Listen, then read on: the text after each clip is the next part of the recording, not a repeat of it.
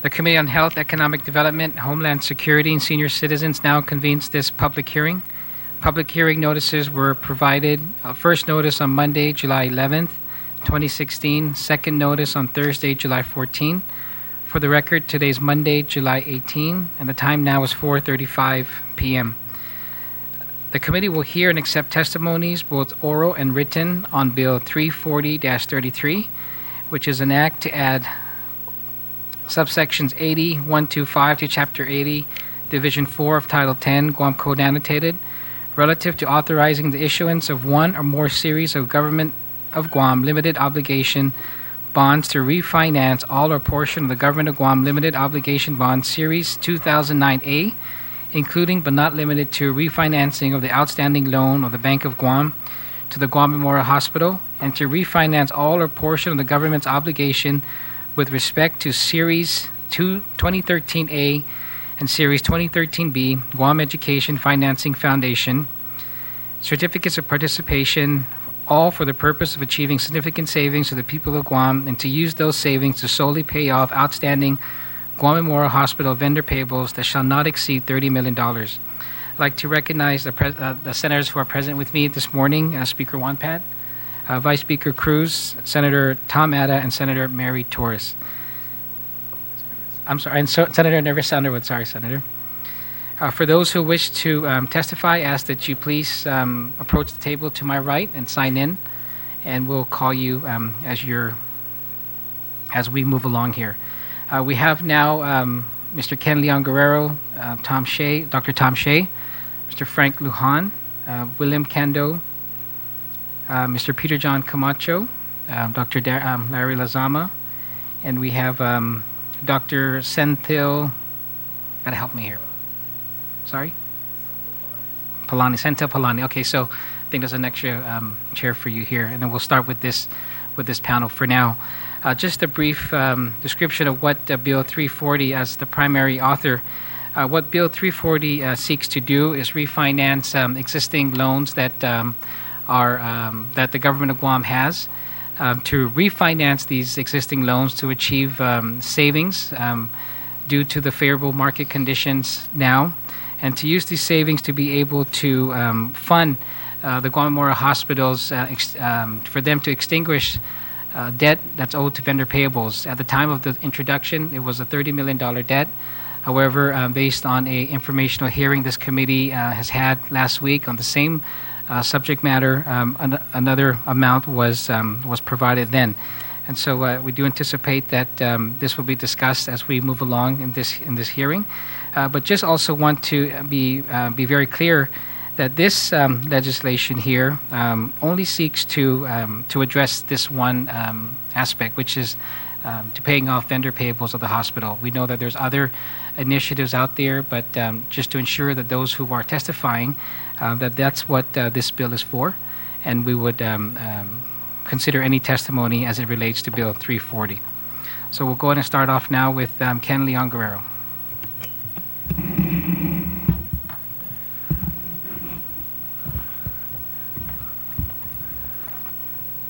My name is Ken Leon Guerrero, and I'm testifying against Bill 340.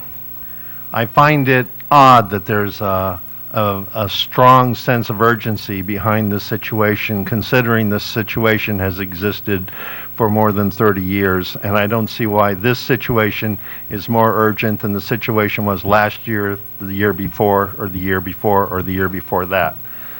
So with that thought in mind, I think the biggest problem facing Guam Memorial is a lack of political will to do the right thing, and this bill is proof of that. Borrowing $30 million only kicks the can further down the road, getting everybody past the upcoming election. It's a pattern that continues to repeat, increasing the government debt load, and in the long run, debt payments are going to force cuts in the number of government employees and services, just like it did in Puerto Rico. We can't go back in time, but if we could, what decisions could have been changed by our elected officials that would make a difference to where we are right now?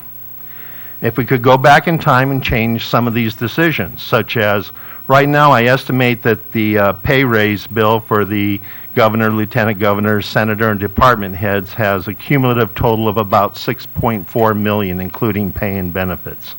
If we could go back in time and not do that. Guam Environmental Protection Agency just gave $2.5 million to the Mayor's Council of Guam for pickup trucks. The $2.4 million for the FestPac one-time use huts. $1 million was provided to the University of Hawaii for a visiting professor lecture fund for accounting professionals. $820,000 in operating funds for the Guam Museum, which is still under construction and will still be under construction and not open until sometime next year. So where did the $820 million go? $800,000 for the bonuses for the Adelup staff, $403,000 additional bonus for the repayment plan, $745,000 under Bill 309 promoting 132 police officers. And I've been having a hard time getting an exact number on this on the Guam Imagine Conference. I've heard numbers anywhere from 600 to 1.4 million to 4 million, so I'm going to go with the low number and say 600,000 on the Imagine Guam conference. The $400,000 we donated to an off-island soccer team to play off-island. $350,000 that the government spent when Governor Calvo declared Black Friday a Government of Guam holiday. And $300,000 to do cosmetic repairs to the Umatic Bridge in time for FestPac. I don't know if any of you have been down to Umatic lately, but those repairs, those cosmetic repairs have not been done. This is not the total number that could have been freed up, but just these items alone come to $16,781,000 that could have been applied towards the debts of Guam Memorial vendors, if the hospital is really the priority that the governor and this committee claim it is.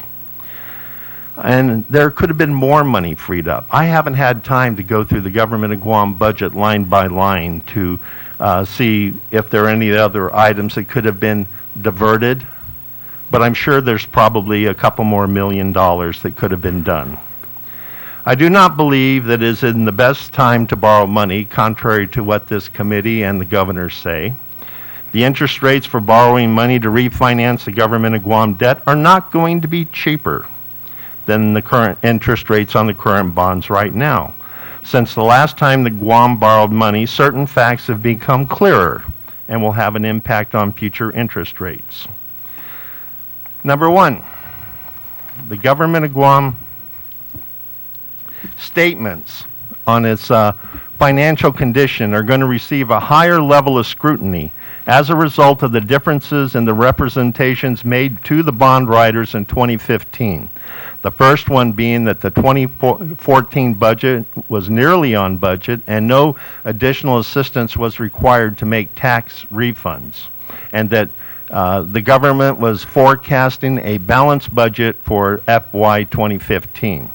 We now know that both those years, the reality is that the government ran a deficit of $119 million. Number two, it is clear that for 2016 we're going to have a massive deficit as well. Unfortunately, we don't know what the exact number will be until the audit is completed. And based on the numbers that are coming before this legislature from other Government of Guam departments and agencies, the administration doesn't have a clue what the real financial picture is either. Number three, the Puerto Rico bailout bill changes everything as far as bond underwriters are concerned and will have an impact on Guam regardless of what the government's office is saying right now. The credit agencies have downgraded the government bonds of Japan and Australia recently due to rising levels of government debt and operating deficits. Number five, all economies in the Western Pacific are under pressure. China's debt load is having major impacts on its economy that's forcing slowdowns in the closely related economies of South Korea, Taiwan, Japan, Hong Kong, the Philippines, and Malaysia. Those slowdowns will soon have impact on Guam's tourism industry. And number 6, the International Monetary Fund has cut the U.S. growth rate for the United States by half for 2016.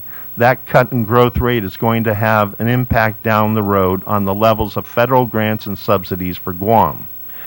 Refinancing existing bonds sounds so simple until you realize it will add another $93 million to the vendor arrears, making the total payment by taxpayers for this bill somewhere between $123 and $140 million, depending on what the interest rate for the bonds in light of Guam's rapidly deteriorating financial situation. So let's do a reality check. Under our current leadership, the debt load per person, not counting unfunded retirement system obligations, is now $9,051. Based on our known and estimated deficit projections for the debt load, that increases this debt load by $944. Bill 340 adds $818 to the debt load. The Guam YTK arbitration award and accumulating interest adds another $101 to the debt load. Those numbers bring Guam's per-person debt load up to $10,914. When Puerto Rico's debt load reached $10,656, bond payments began to hammer government revenues, causing the government to begin laying off employees and close schools to free up cash to be able to make their bond payments. And now the governor wants to borrow another $155 million over the $30 million that Senator Rodriguez wants on this bill. And if he's successful, that will add another $975 per person to the debt load, increasing it to $11,889 per person. And in listening to some of the stories about the 2017 budget in the news, it becomes apparent that the people in leadership positions in this island are not in touch with reality when it comes to the priorities of budgeting in light of our current level of deficits. And soon there's going to be a series of bills coming in the future to borrow more money to cover these expanding revenue deficits. We are not convinced the government has done everything possible to pay GMH's bills when you consider the spending history outlined in the few items I mentioned earlier. Just imagine how different the financial pressure on vendors would have been if the governor and legislature had done the right thing and redirected those payments to paying GMH instead of the other causes. We're not convinced that adding more long-term debt to pay short-term obligations is the best and only option for GMH. There needs to be hard work done to put GMH on a more sustainable path. And until that work is done, all that's happening with this bill is putting a Band-Aid on an artery wound. And considering the fact that the taxpayers of Guam are responsible for paying the total cost of these bonds, we are watching very closely on who votes yes on Bill 340. That's my statement. Dr. Tom Shea.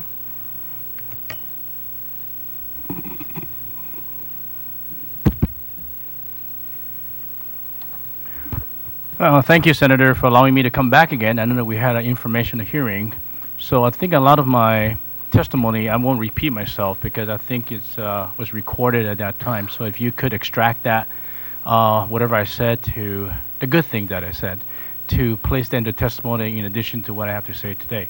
Now, today, I respectfully said that, Bill 340, I do support the bill. And I want to thank this gentleman, Mr. Leon Guerrero, that's here today. I think his testimony is very, very good. I don't think of anything. I think his testimony adds to this bill. It's telling you that to place GMH first. And I think that's what this bill does. I think we can go back in time, and I reference his phrase, we'll go back in time. But unfortunately, we can't go back in time. I wish I had a time machine to go back in time and change everything. I'm just as upset as he is that we gave so much tax breaks and that we gave away millions of dollars unnecessarily, to please people. But I can't go back in time as he referenced. So I think moving forward, I think his testimony is good to put us on the right track is to put GMH first. And I know he brought up Puerto Rico. You know, Puerto Rico is a big difference from Guam. Puerto Rico has 4 million people, whereas Guam is 180,000. When we try to make the Medicaid and the Medicare changes for rates, it's difficult because Puerto Rico has to be dealt with first. But Puerto Rico is very different from the Guam situation, even in healthcare as well, when we deal with 180,000 versus 4 million people. Now, with that being said, I think to move forward, how do we move forward? I think to move forward, the first thing we need to do is pay our vendors. Because as doctors and as nurses, we got to have supplies. If I were to take someone to surgery, which I did yesterday, I got to have sponges, I got to have needles, I got to have antibiotics. Because those things are supplied by the vendors, and I think that's what this bill addresses. I don't like to borrow money as much as possible, but I don't know how to get out of this bind. And it is true what Mr. Leon Guerrero said as well, that we keep coming back. You know, why mix this year urgent versus last year versus the year before? That's urgent. Every year, the hospital is urgent. And the reason why that's urgent is because we take in patients that can't pay the bills. I was admitted to the hospital a month ago, and we have patients laying next to me that had no insurance, and we still have to take care of them. But we don't discriminate against patients. We still take them in, and we still help them, but we still pay for their supplies. The hospital still pays for their supplies to pay for those people that don't have the money to pay. So yes, I agree with him. GMH has to be first. But maybe with his testimony, along with the rest of our testimony, that really we can push Guam forward in placing GMH first. I know there's some criticism regarding the bill that we're not going to deal with here, is adding amendments to the bill and making capital improvements. Capital improvements is important as well. With labor and delivery, it's been 2 years, and I know I've been criticized. Hey, why are you asking more for capital improvement when the labor and delivery can't even break ground? It's been 2 years. And that's a legitimate concern, and that's a legitimate criticism. And I want to thank Vice Speaker Cruz to actually tackling that me. And, you know, maybe it's my fault. Maybe I didn't cry loud enough. Maybe I didn't have enough pregnant women to come out to the Adelube or to the legislature to show them what's going on. But I think that, you know, with Will, with Peter John, Benita, Larry, we just had a public hearing on the USDA loan, and that's moving forward. So if you're concerned about accountability regarding updates or new services or capital improvements, then you should hold GMH accountable, just like what the bill did with the maternity bill, that you held us accountable, that we have so many nurses, so many staff coming forward and getting together and work on that particular plan.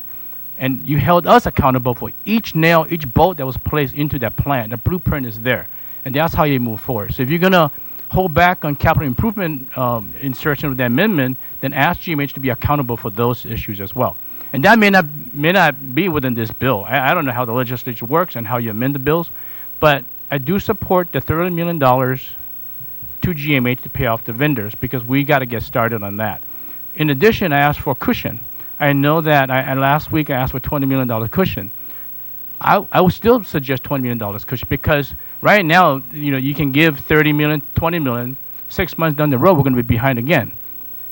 And, you know, a lot of this debt, like what Mr. Guerrero said, the tax breaks or the FESPAC or the bonuses, off-island teams. I didn't even know we sponsor off-island team to come off-island to play. I don't know.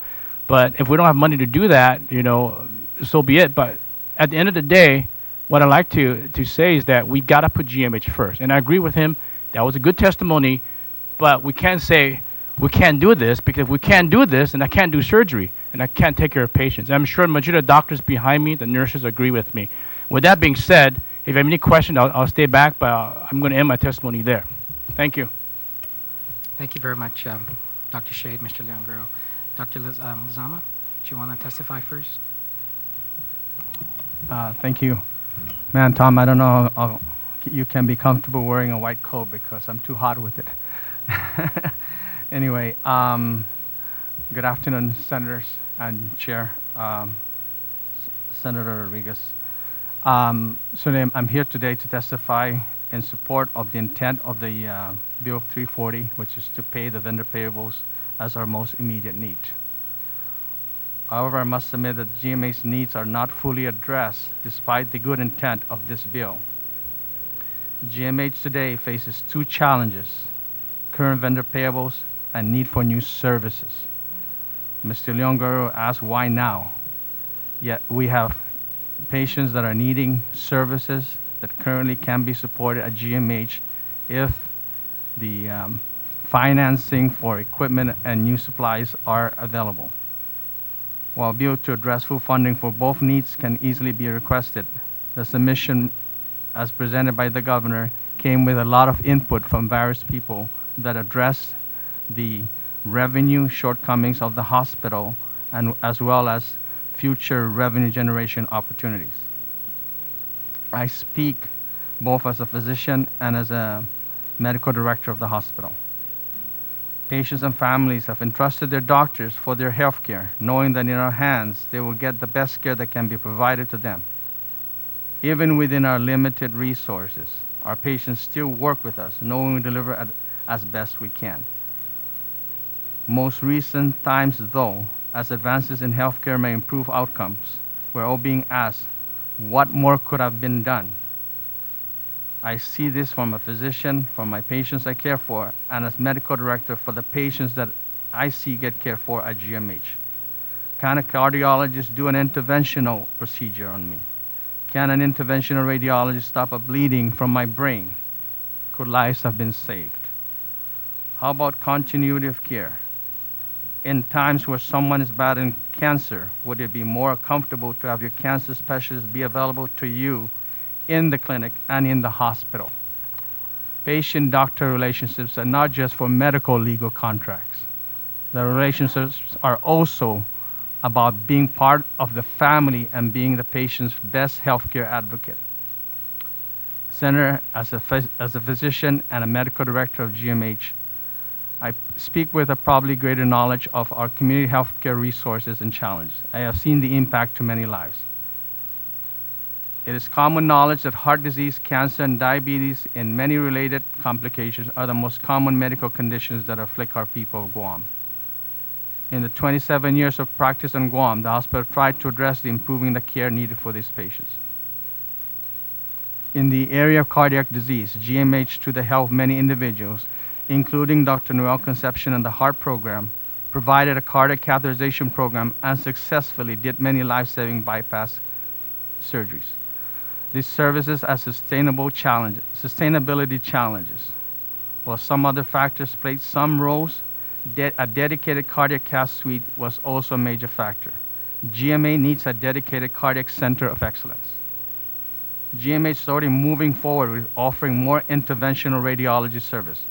More can be done. More needs to be done. Care needs to be on-site for patient safety and for more interventional options. Investment in an MRI suite and new equipment have already been started.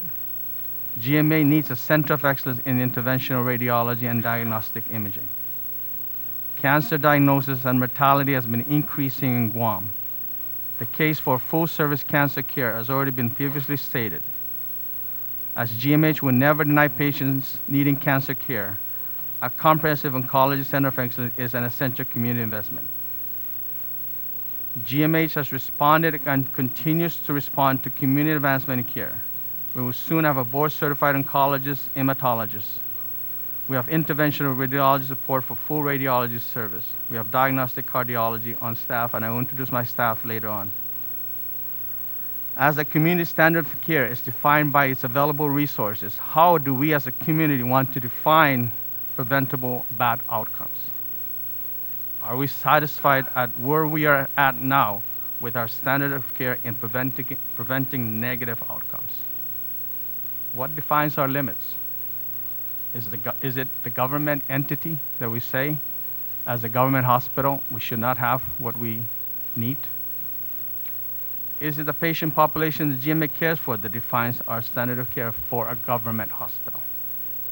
Why should GMH be different and offer less services? With GRMC in the healthcare landscape and clinics expanding service, GMA needs its centers of excellence. The people of Guam receiving care at GMH do not deserve a lesser standard of care for receiving their care at GMH. Honorable senators and committee senators, the people of Guam will come still come to GMH as the main hospital for care. The people of Guam deserves a quality standard of care at GMH. Please adequately fund GMH so it can transform its healthcare delivery to a center of excellence.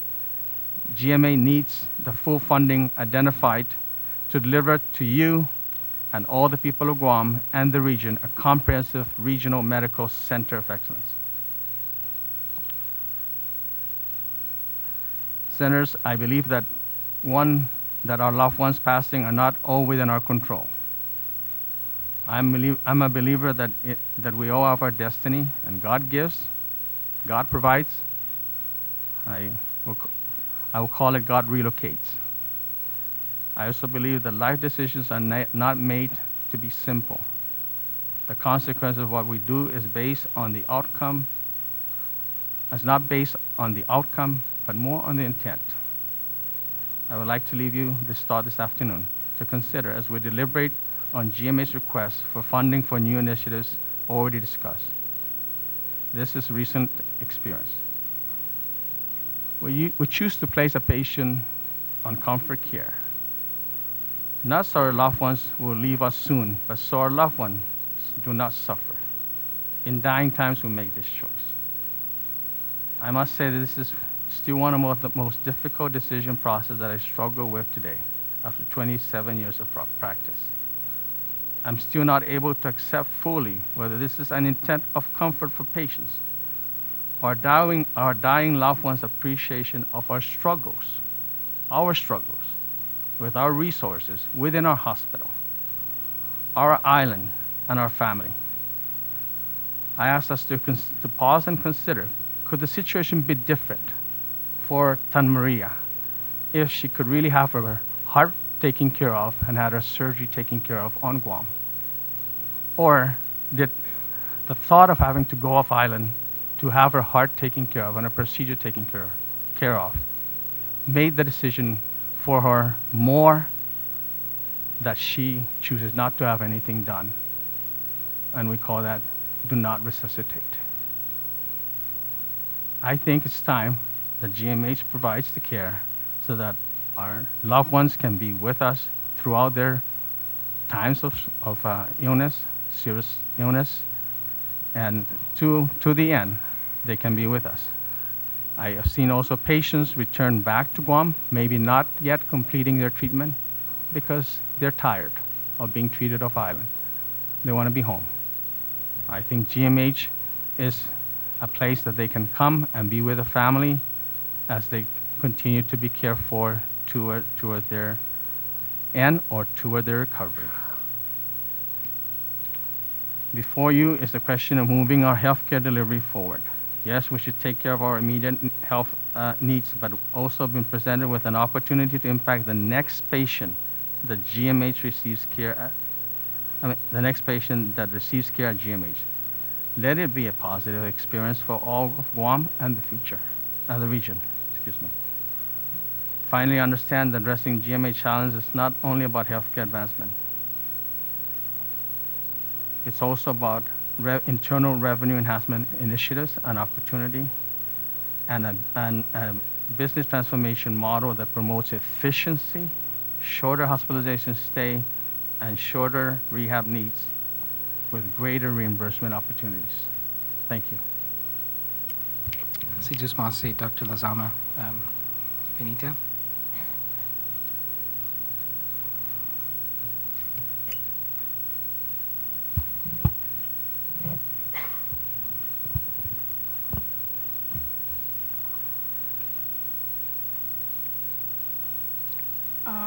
Senator, it's I can't help but really feel how Dr. Lizama's testimony, this really hits home for me about Tan Maria not being able to go off island to get care.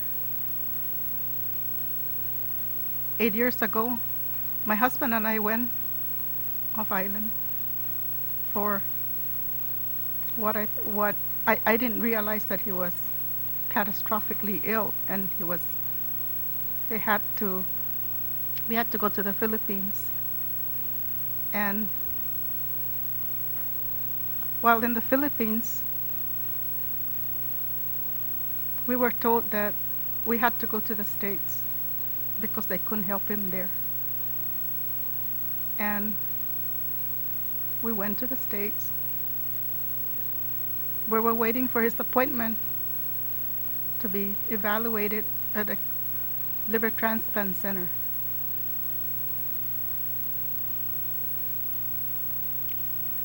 He couldn't even make his appointment. We had to take him to the emergency room at Stanford. While at Stanford, I pleaded with the doctors to please admit him because I know that he was sick. He was very sick. He couldn't even hold the telephone. He couldn't even drink water. But they said that he was not sick enough, and they sent us home. 2 days later, I got a phone call from Stanford, the head of the liver transplant. And he said, "Where's your husband?" I said, "He's here, but he can't talk on the phone. He's very sick." He said, "Bring him back to Stanford because he needs to be admitted." I didn't know EMTALA at that time. And then looking back, I realized that, they had to treat him. Because one of the issues that was brought up was we can't give him the transplant because to get a transplant, you have to pass three factors. One was the social, which we proved we had family there. The other one was medical. My husband was a very good candidate. He could survive with a transplant. And then the other one was financial. When I was told that we needed $30,000 a month to be able to proceed with the transplant, we told him that we couldn't do it, and I knew then that my husband was not going to survive. But when we brought up the fact that, we brought up EMTALA, that was after much discussion with people that were helping me. Within 15 minutes, they put him on the transplant list, and he was, luckily, 10 days later, he was transplanted.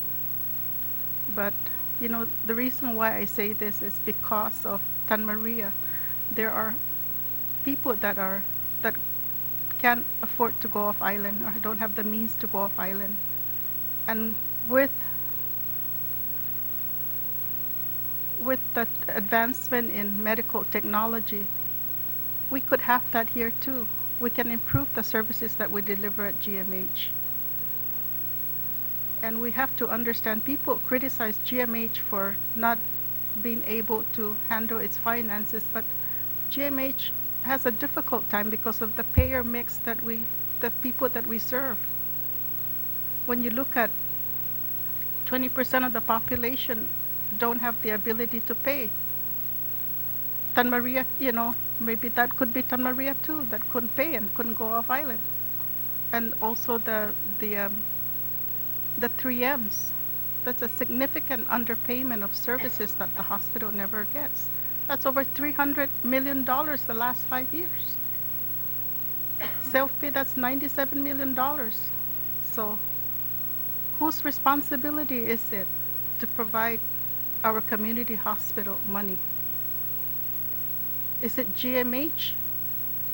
Our responsibility at GMH is to provide the best patient care we can give, despite the limited resources we have. But we feel we can do significantly more if we are given the resources. Imagine what we could do. Imagine how many more lives we can save if only we are given the resources.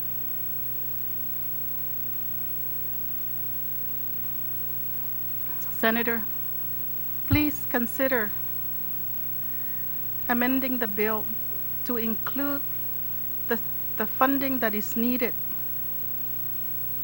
to improve the hospital, because paying off the vendors is only a temporary fix. And what we have demonstrated is we have the wills, and if we're given the means to do it, we will make it happen. But, this body needs to understand that GMH will provide the service, but it's the community that needs to pay for some of those services for our less fortunate, for those that don't have insurance, those that are underinsured. So I'll remain here for any financial questions. Thank you.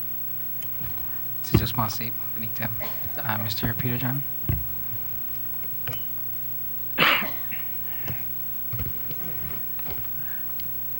Buenas tardes and saludo, Mr. Chairman and members of the committee.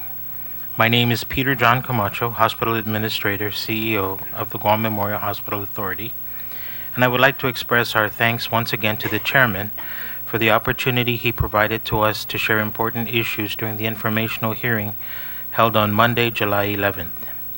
As well, we extend an undangkulo na sidus maasi for today's hearing to present testimony on Bill 340-33. It is an established fact that the Guam Memorial Hospital Authority has many challenges. The financial issues are assuredly a very important part, as our finances impact on all aspects of the hospital's operations. Audit reports released by the Office of Public Accountability, the Office of the Inspector General, and others all highlight the financial problems faced by the GMHA. The December 2014 OIG audit report stated, GMHA needs sufficient resources to provide adequate medical care to the citizens of Guam. Without additional revenue, the hospital cannot sustain the level of service it currently provides or expand and upgrade its infrastructure to enhance its services for its residents and growing population. Over the many years, sincere efforts to provide assistance have been made. These have been the traditional appropriations for the hospital, but have included creative ways to provide funds, such as allocating a portion of the proceeds from the sale of the Guam Telephone Authority, the use of the Healthy Futures Fund, the tobacco settlement funds, and compact impact monies. The hospital has also benefited from federal grants. Statutory authority was also given to the hospital to seek a loan from a financial institution or bank, which has been used twice within the last 5 to 6 years. The loans were intended to clear off the vendor payables that had accumulated and interfered with the hospital's ability to secure pharmaceuticals and supplies, especially to replace those that had been consumed through services provided to patients. The I.D. Bailey report, completed in 2010, noted that all the issues in dealing with payment to vendors is causing the hospital money and the materials management department a lot of extra work. The hospital generally does not wait to order items it needs. There are set par levels for items used for patients.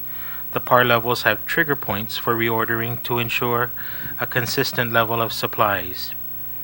Ideally, the hospital continuously pays vendors so that the flow of supplies is uninterrupted. However, when the hospital is unable to do this, problems can and do arise. The same I.D. Bailey report notes that, being on hold, the organization ends up having to purchase supplies from new vendors to get supplies for the patient's needs, and ends up paying a significantly higher cost per supply, which can be anywhere from 2 to 6 times as much, and may incur additional costs if there is a need to ship air freight. GMH is extremely blessed to have vendors with compassion and an understanding of the need to provide much-needed supplies. These vendors really do push the envelope to help us meet patient needs. They do their best to continue providing supplies to the hospital. However, healthcare is a business, and at some point they will advise us they are no longer able to provide their product to us unless payments are made. So as we make payments, they release items, but remembering that the hospital likely has more purchase orders in that vendor's queue. So even as payments are made, the amounts owed remain consistent or increase because of new orders. What has contributed to this shortfall in operating funds?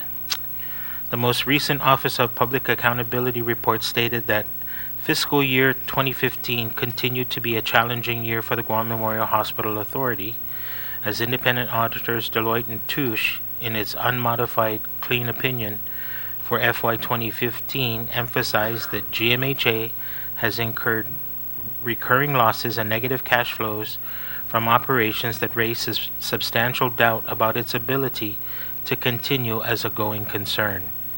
This is the third year this opinion emphasis has been made. The hospital has a mandate to provide care to any and all who present to its doors, regardless of their ability to pay. Aside from the group of patients classified as self-pay, the hospital's largest group of patients are members of the group more commonly known as the 3Ms, these being Medicare, Medicaid, and the medically indigent program. True self-pay are those with very limited or no means to pay for services they receive.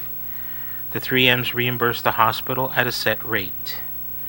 Essentially, for the GMHA, with the 3Ms, this translates generally to a significant underpayment for services provided. From 2011 through 2015, the contractual adjustment for the 3Ms was $214 million, or an average of approximately $42.8 million per year.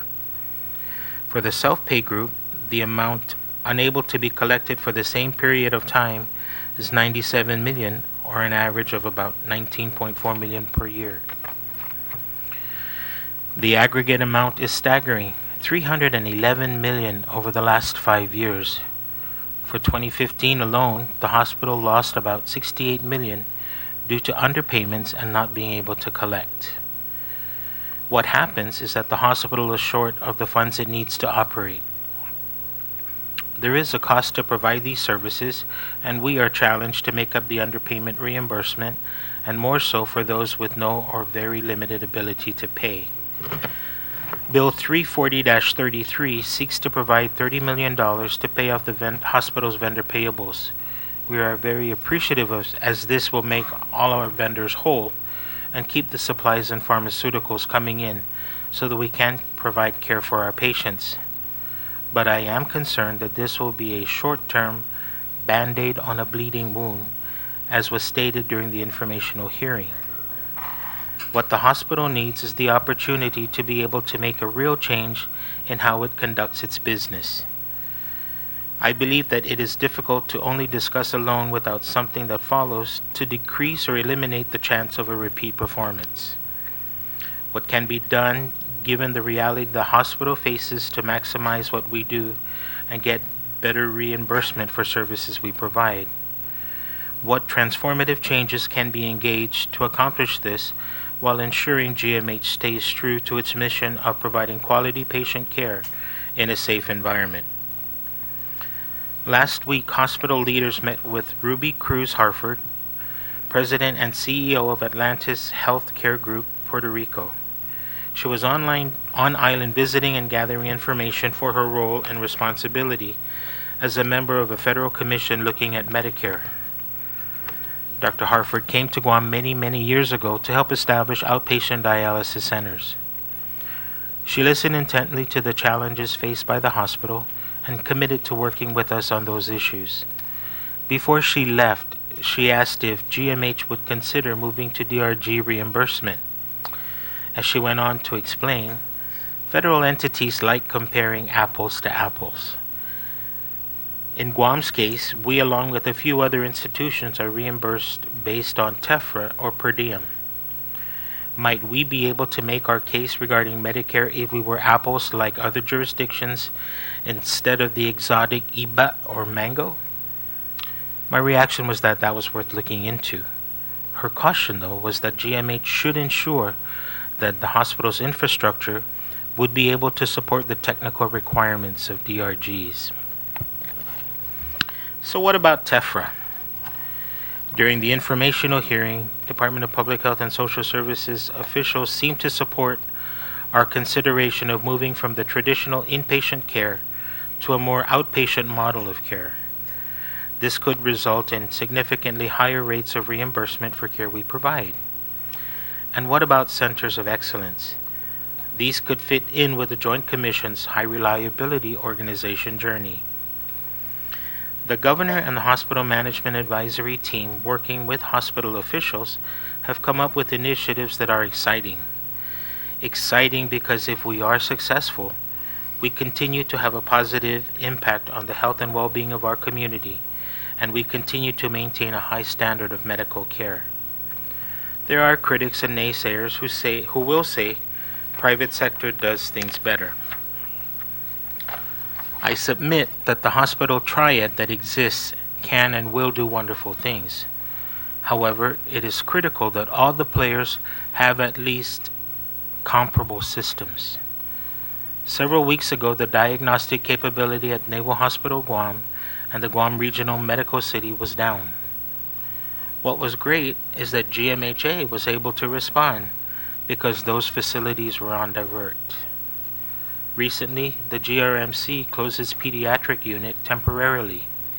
The GMHA responded affirmatively to the call for help.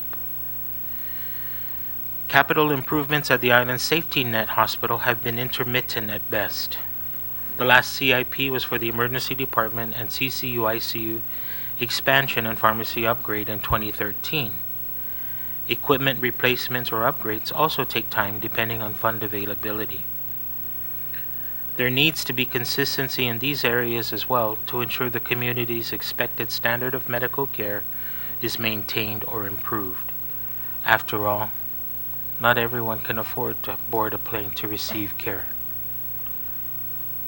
I said it then and I'll repeat myself.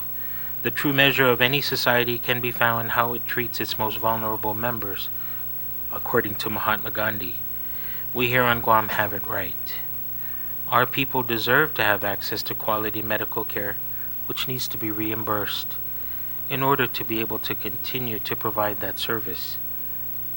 Working together, we can find the best way to continue our mission. Thank you. Thank you very much, Peter John. Mr. Kendo. Good afternoon, Senators.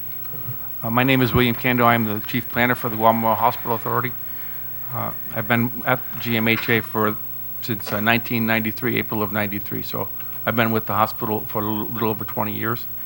And it's been a pleasure to work for the hospital and to serve the Guam community in various ways. I've served many different positions. And it's really been a distinct pleasure to make improvements over those years. And I've seen many improvements. And I know that GMHA can do these improvements given the availability of funding. As Chief Planner, it's my job to listen to the doctors and the nurses and to know the patient populations that we serve, to know those needs. And we did that. We've done projects like the ER expansion and the CCU expansion and the pharmacy upgrade. And we listened to Dr. Shea and the moms and the patients that he serves and others, that the nurses in those units, and we listened to them. And we put the hospital in a position now. We've completed the designs for the Family Birth Center, and we're ready to move on that project. As a matter of fact, over the last 25 years, we've done various projects valued at about $45 million. And so the hospital continues to improve over those years. The hospital's not as old as everyone thinks because of those projects that we were able to do. After Pong Sang Hwa, we were devastated. We lost a portion of our pediatrics unit. We lost a portion of our telemetry unit. We lost our entire ICU. We had to actually evacuate the ICU to post-op and respiratory with it. We evacuated the pediatrics unit down to rehab on the ground floor because we had the rear enclosed stairwell and we had moonlight. The hospital was dark, but we were able to evacuate them down that stairwell. We evacuated the telemetry unit after one of our nurses, Bel Rada, finished a code on an individual, a patient in that unit, brought that patient back to life, and then we evacuated that whole unit to the medical surgical unit. All of this during Pong Sang Hwa. So we were pretty devastated, but we recovered those areas. After 3 days, we recovered the telemetry unit. We just cordoned off that portion that was condemned, and then we brought the rest of the unit back to life. We did the same thing with pediatrics, and we did the same thing with the ICU. We just moved them to different portions of the hospital. As a result of Pong Sang Hwa, We got FEMA funding. We were insured, and we got FEMA funding. We hardened the exterior walls of every clinical area of the hospital since Pang Sung Hwa over a 10-year period. And when we recovered those, when we built those walls, you've got new construction. That's all new. The hospital's not old anymore. There are portions of that hospital that are less than 10 years old. There are portions of the hospital that are less than 20 years old and 30 years old. The hospital itself is not more than 50 years old anymore. But the Z-Wing, that Z-Wing where the business office used to be, that building is more than 50 years old. The reason we evacuated about 50 people from that building is because the ceiling on the second floor was falling on their desks. And then it became a life safety risk. So we had to remove the entire occupancy out of the building. Unfortunately, as a result of that, we moved the business office into the former outpatient dialysis unit. And that's a clinical space. We want to be able to expand, we want to demolish that Z-Wing as soon as we can and build it anew so that we can bring all of those various people that we sent. We scattered them to the four winds of the hospital, and we stuffed them in every nook and cranny, and we want to bring them home. We want to be able to use that former outpatient dialysis as a clinical space. We know what we need because we're listening to the doctors and nurses of that hospital. We know what we need we already have a design concept for the Z-Wing. I work very closely with the engineering department, so we know already what we need and want to do. We just need to bring the funding so that we can start the A&E phase and we can plan for this. And this will be a tremendous improvement, and really that last major cherry on the sundae to provide the same kind of services for the people that continue to come to GMH and don't have the opportunity to either go to GRMC or the Naval Hospital. It is my personal opinion and my passion that those local folks, the residents of Guam, deserve just as good a hospital as GRMC and the Naval Hospital. If they get anything short of that, to me, that's a travesty. And that is my testimony. Okay, thank you very much. I'm going to ask those who are going to testify next that we're on Bill 340. I understand that there is another option before us. Unfortunately, it's not in my committee. And your testimony is going to be very important when we do discuss that, whether in that public hearing or any other forum that we would have. So if we could, just so we can get aligned, a lot of other people want to get the fiscal team people also up front before us. Okay, Dr. Senthil. Hi. My first name, if you don't mind, sir. No worries at all. Hi, I'm Dr. Senthil Palani.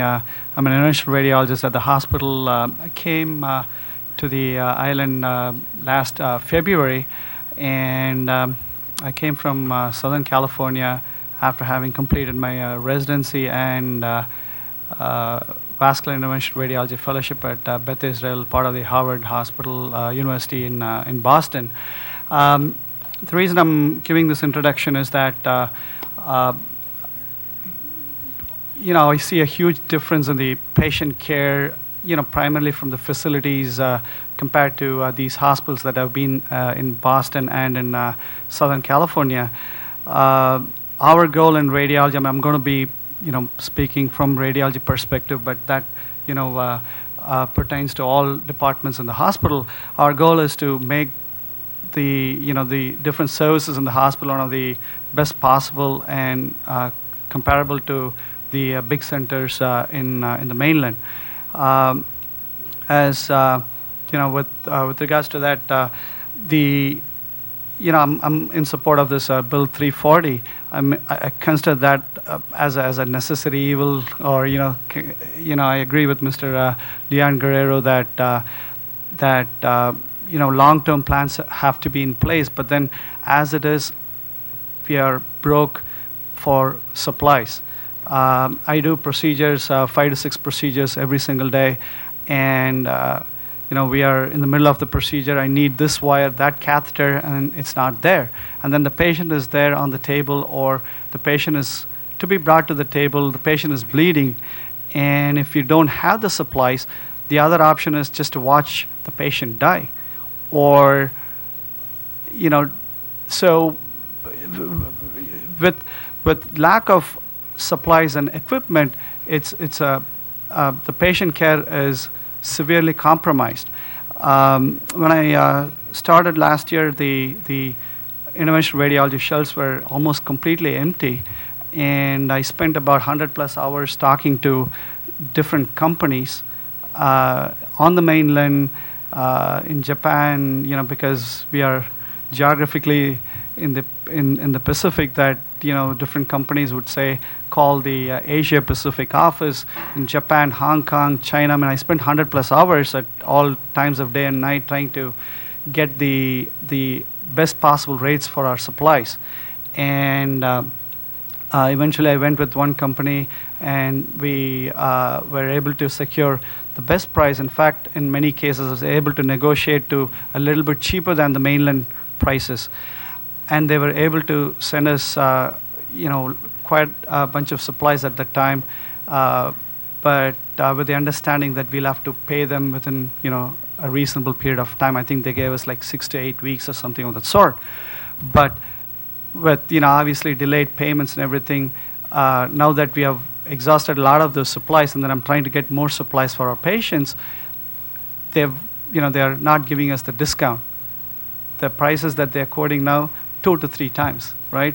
So it's like, penny wise, pound foolish. We are trying to, save money for the hospital, but at the same time, because of lack of, finances and delayed payment, the cost of supplies are going to be higher.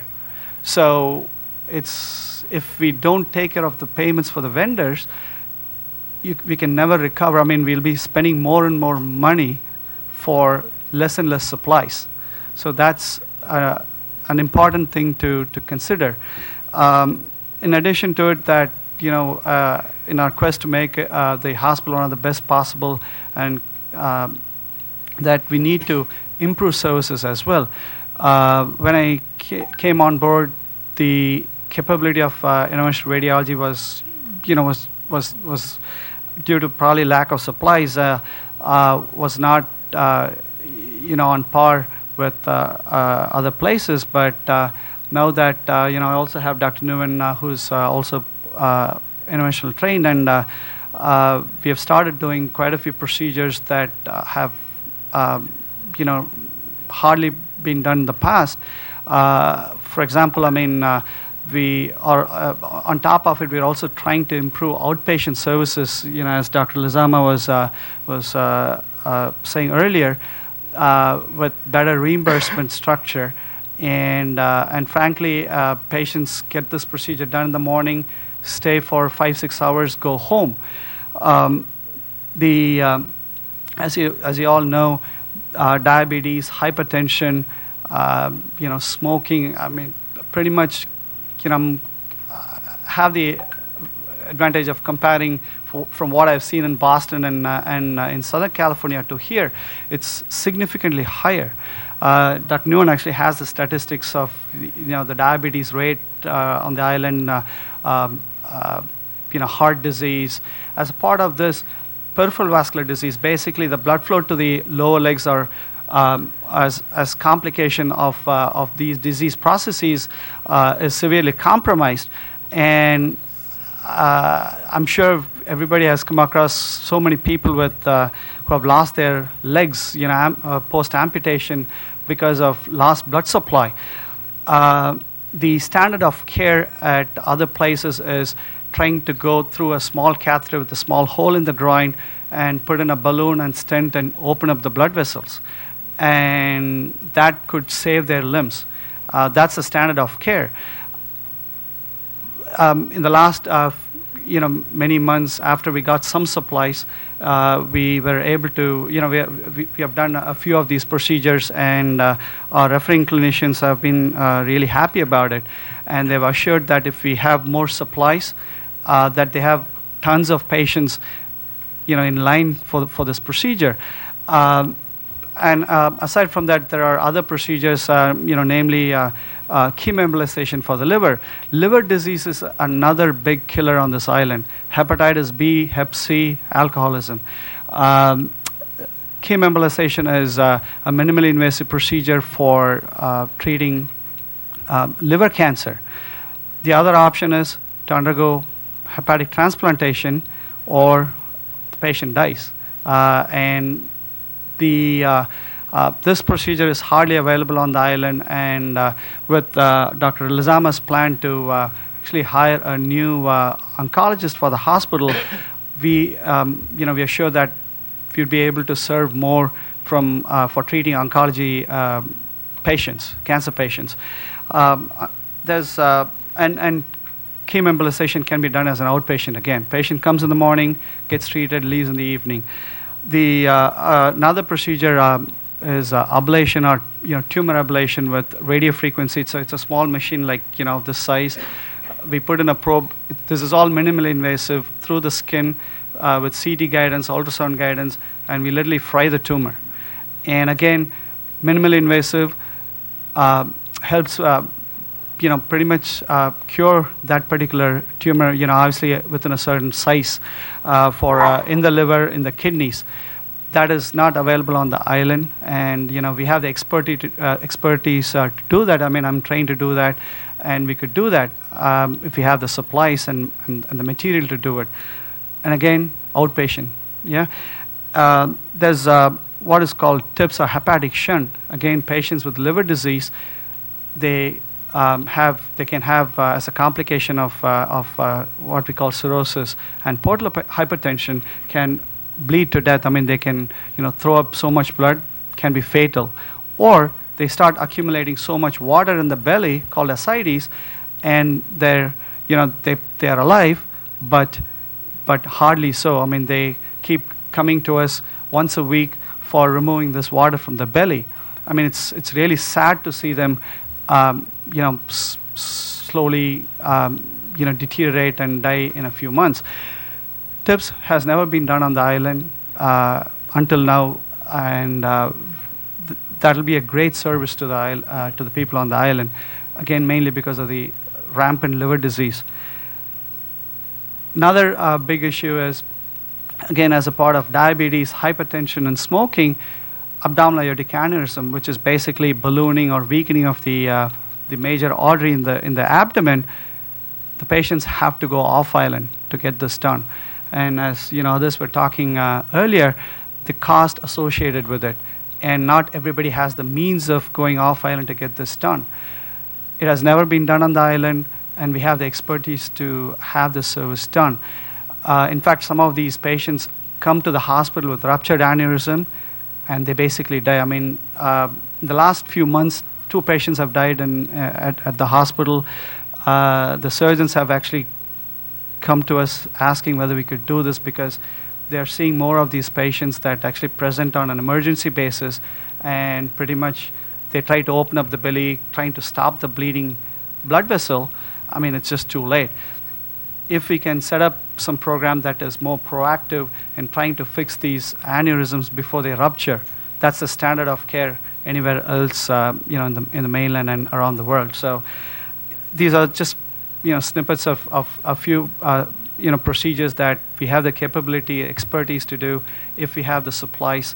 In summary, I support this bill, for the short to midterm, and with the understanding that on a longer term basis, have more robust plans to improve the revenue for the hospital. And we are actually, already started doing, going towards that, at least from radiology point of view, trying to do more outpatients. Thanks to Senator Speaker and Vice Speaker. Thank you. Thank you very much, Doc. Thank you. Is there any questions for this panel? I know I'm going to ask the hospital officials to stay behind, but is there any questions for this panel? Vice Speaker? Just a real quick question. Doctor, you talked about the Center of Excellence with MRI.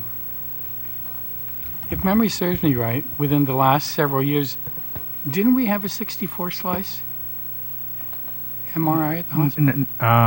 No, that was not a 64 slice. Yeah, and that was it actually broke down. It was what happened to it? it became non-functional and could not be repaired. Did we buy it brand new? No, we don't have the. No, I mean, was it purchased? Oh no, that was PPP. I mean, it was owned by another company, and they were, I guess, leasing our space for. Was the hospital was the hospital able to use that MRI to do your center of excellence of MRI? But not in the center because it was based on off-site. But I thought that was in the hospital itself. No, it was not in it. We never had an MRI in the hospital. The structure in the parking lot next to mental health, that's the MRI suite. Next to the doctor's clinic, sir. Okay. What happened to the cath lab? I thought at one point, I remember when Dr. Concepcion used to come to Guam, initially, he spoke about the fact that there had been a cath. Yeah, the angiogram suite is actually designed for cardiac cath also. Our current utilization and immediate need for interventional radiology basically is using that suite based all day and through the night and weekends. So in the plan going forward, we need a dedicated interventional radiology suite and a dedicated cardiac cath suite.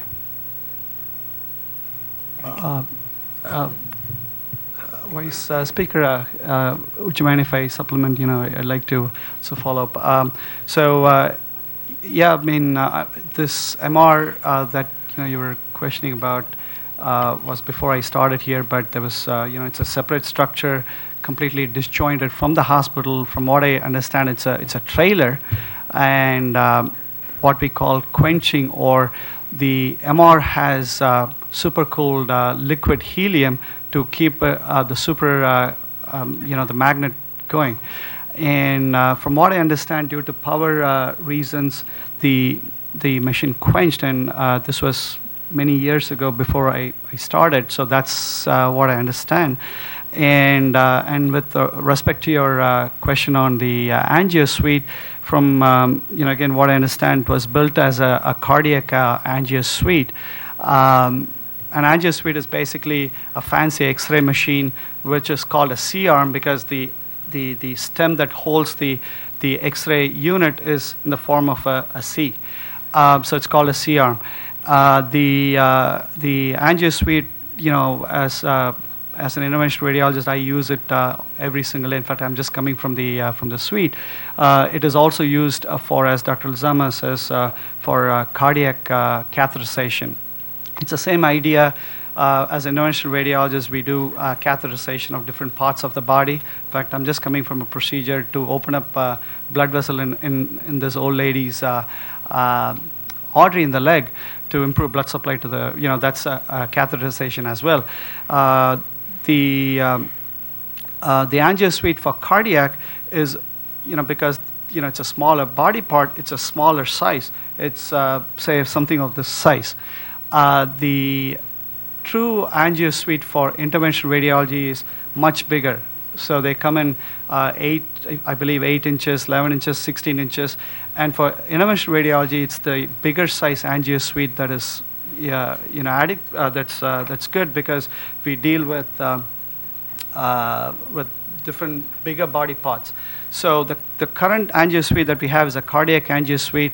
I'm still using it for interventional radiology, but with a lot of limitations and increased radiation time, increased IV dye dose, because it's a smaller coverage that I have to use multiple, I have to move the table multiple times, injected multiple sets of contrast to get the same information, as opposed to when you'd get with a bigger, what we call II or image intensifier. It's basically, for interventional radiology, it's the bigger X-ray surface area to get more information.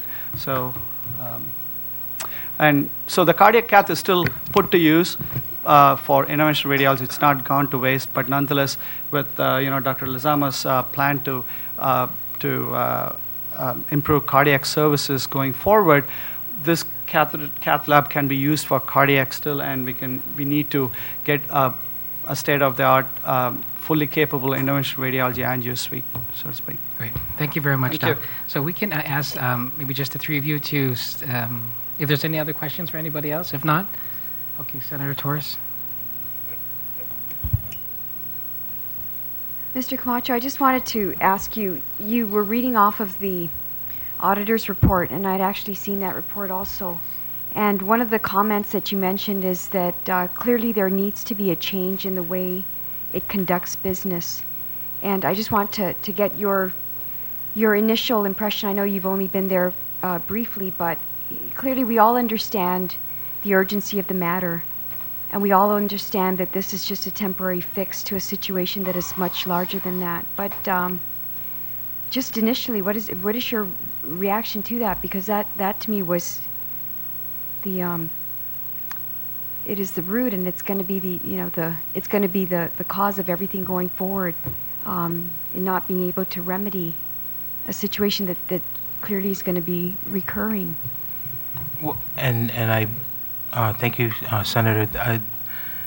For me, since I've been back and working with the hospital staff and the governor and the hospital management advisory team, looking at these different initiatives to rethink how we do business is critical. It's important because that's how we're going to be able to manage what we currently have. I mean, that was the reality we're in right now, is we get paid TEFRA. And so the traditional TEFRA will say you get $1,108 and that's it. With the move to an outpatient model of care, the reimbursement, as was validated by Public Health and Social Service, is 80 to 95% improvement. So that's just looking at what we have right now and trying to think differently, but yet, making sure that the mission is continued, which is quality patient care in a safe environment. So it's urgent. I think it's important. Otherwise, if we're not, and that's what I was saying when the opportunity for the borrowing is important, and several of the speakers have indicated that is something that we need to help make sure that we have the supplies and the medications in for the patients.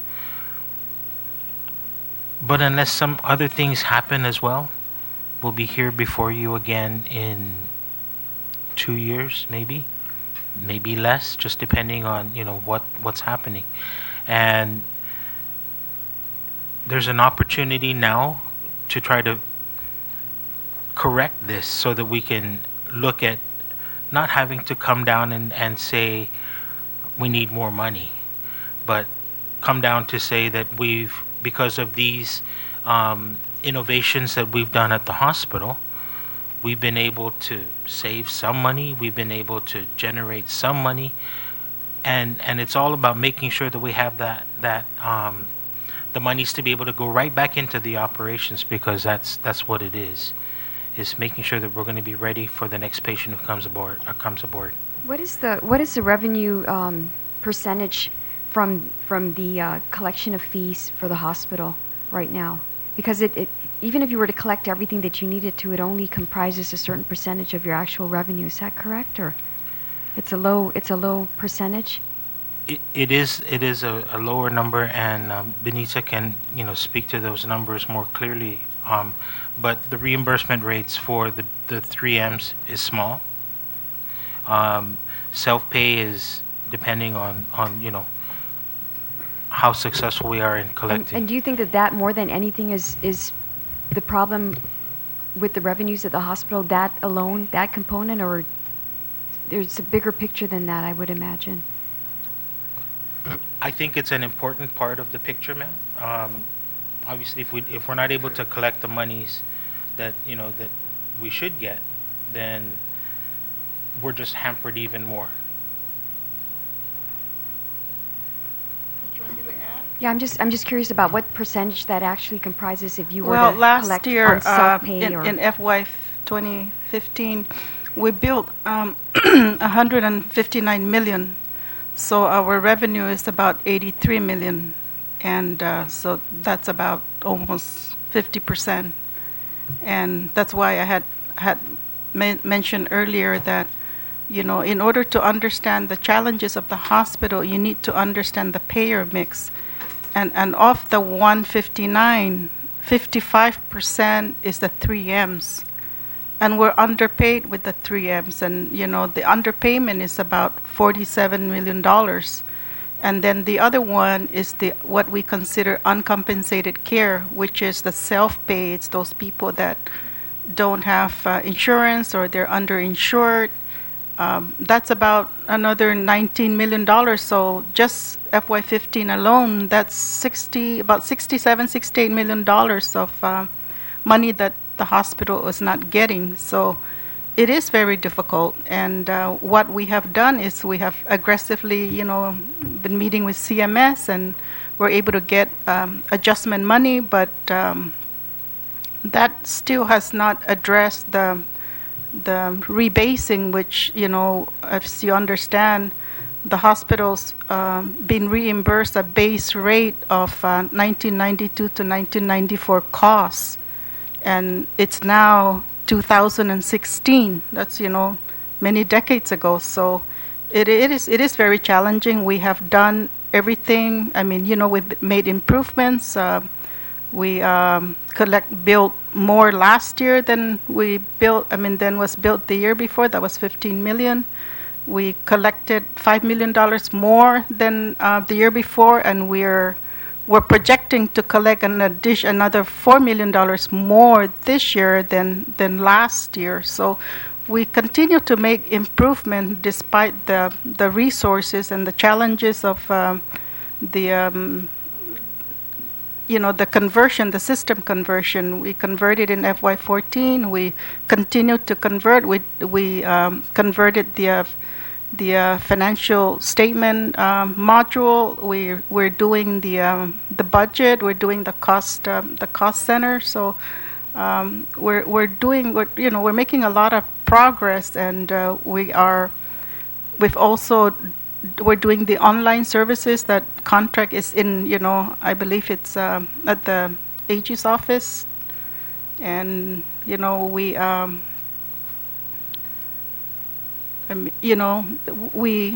look at the fee schedule too, because that's one area that, you know, the fee is outdated, and also despite the ICD-10, I mean, conversion of the ICD-10 from 9 to 10.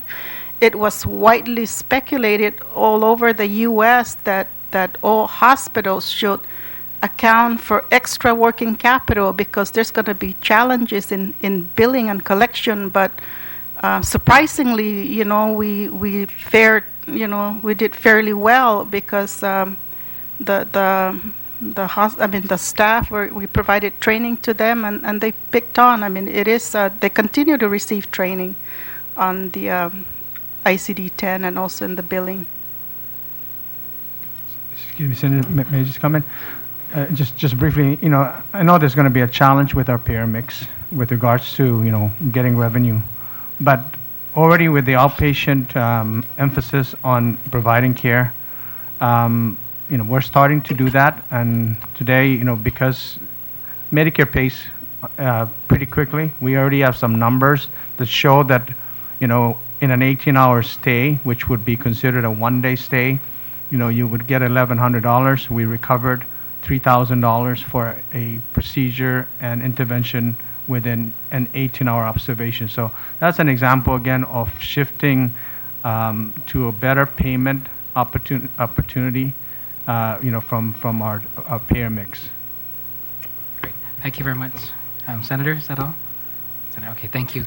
I want to call up now the financial individuals, if they can please come forward so we can get to that. Yes, and thank you, Mr. Kando. Doc, I know, Doc, we have you on the list too. We'll call you as soon as we're... Okay. Mr. Carlson?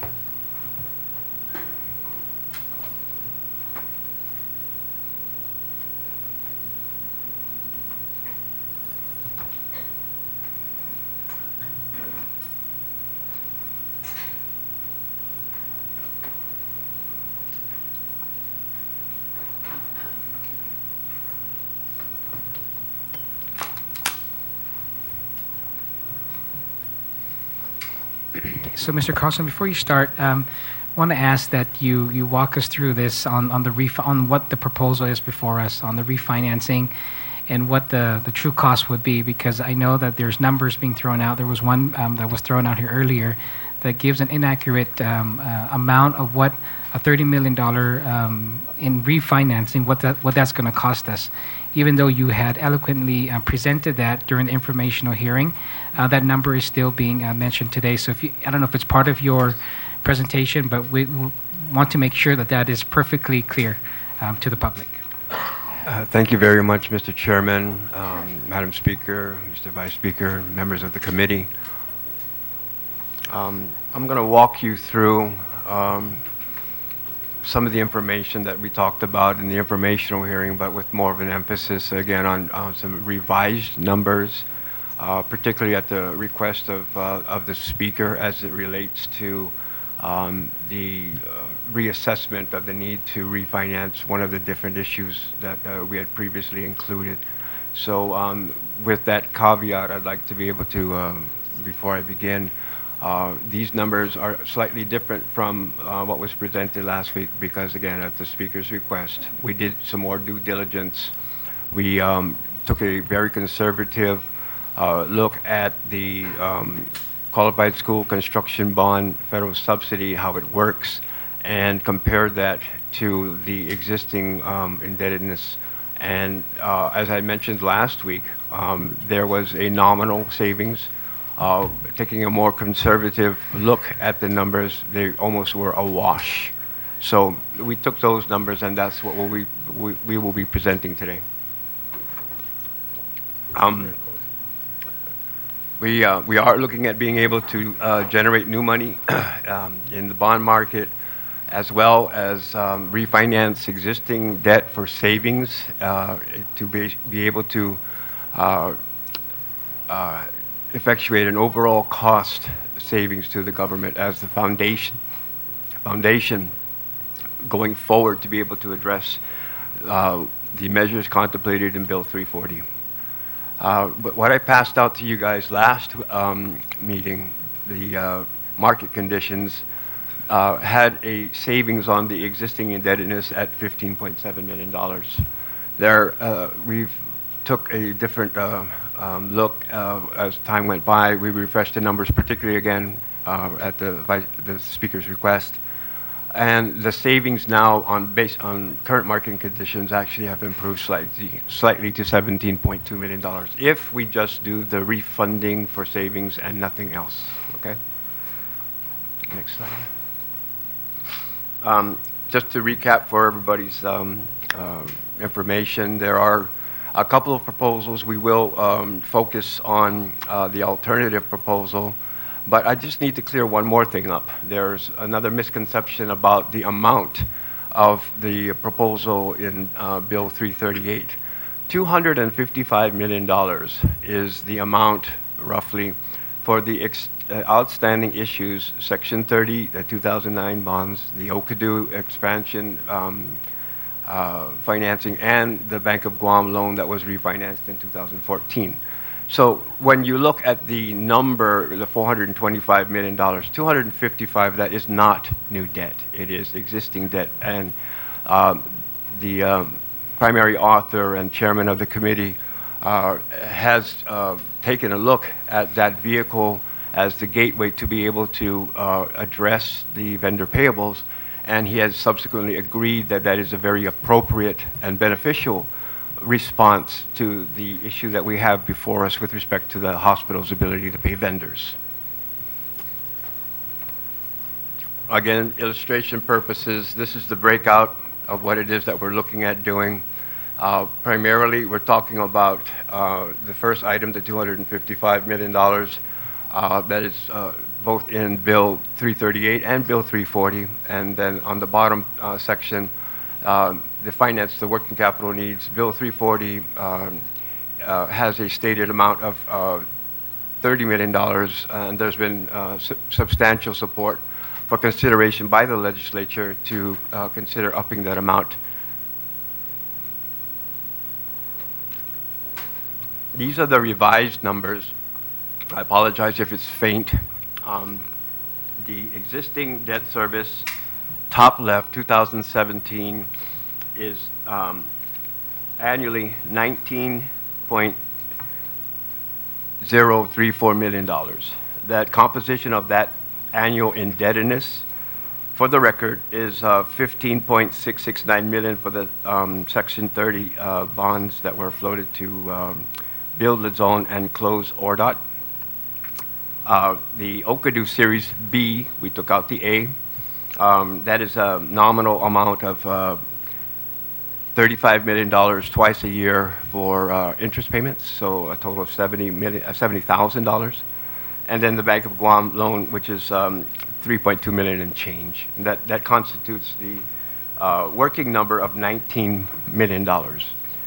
In today's market conditions, we have run scenarios with our lead underwriter, Citigroup, that indicates that despite some comments to the contrary, the market is strong, the market is robust, the market is primed for the Government of Guam to take the opportunity that is being presented right now.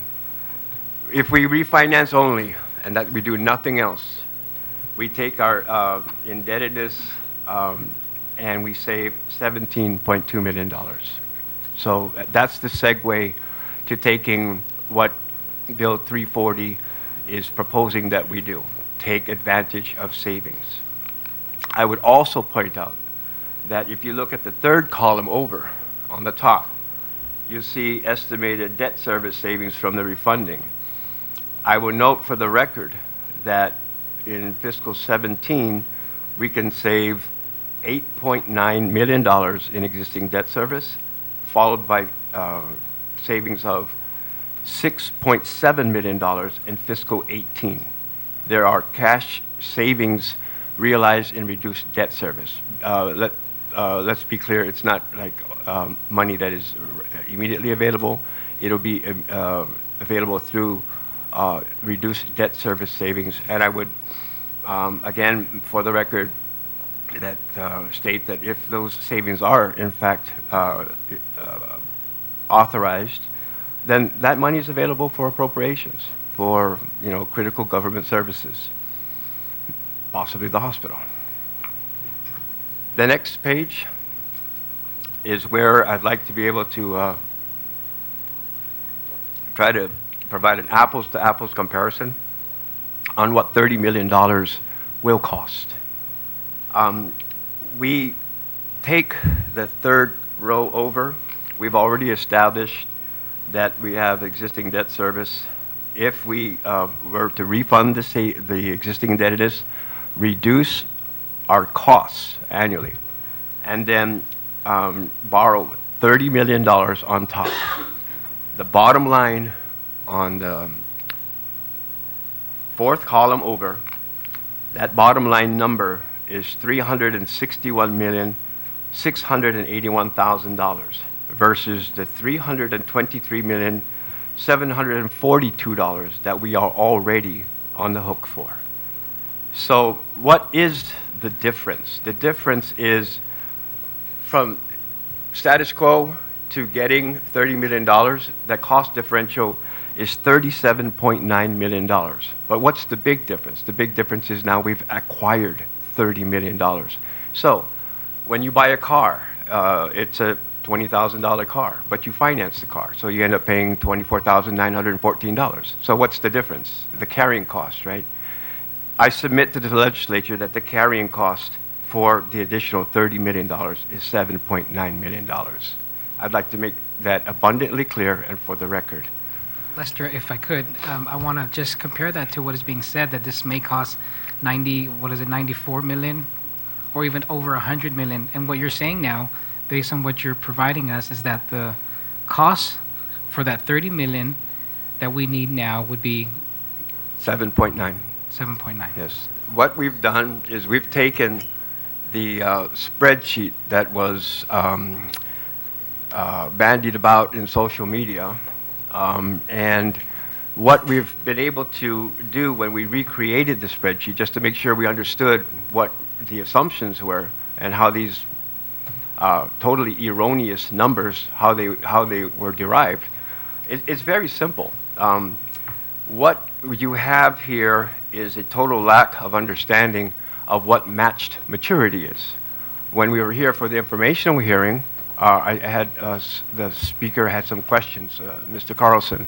What is the maturity for the Bank of Guam loan? What is the maturity for the Okkodo expansion? What is the maturity for the existing Section 30? So I responded to her that those maturities are, and if we go to the far right, the first one, the Okkodo expansion, when we do the refunding for savings, we keep the 2029, 2030 maturity date. We don't extend it to 2047.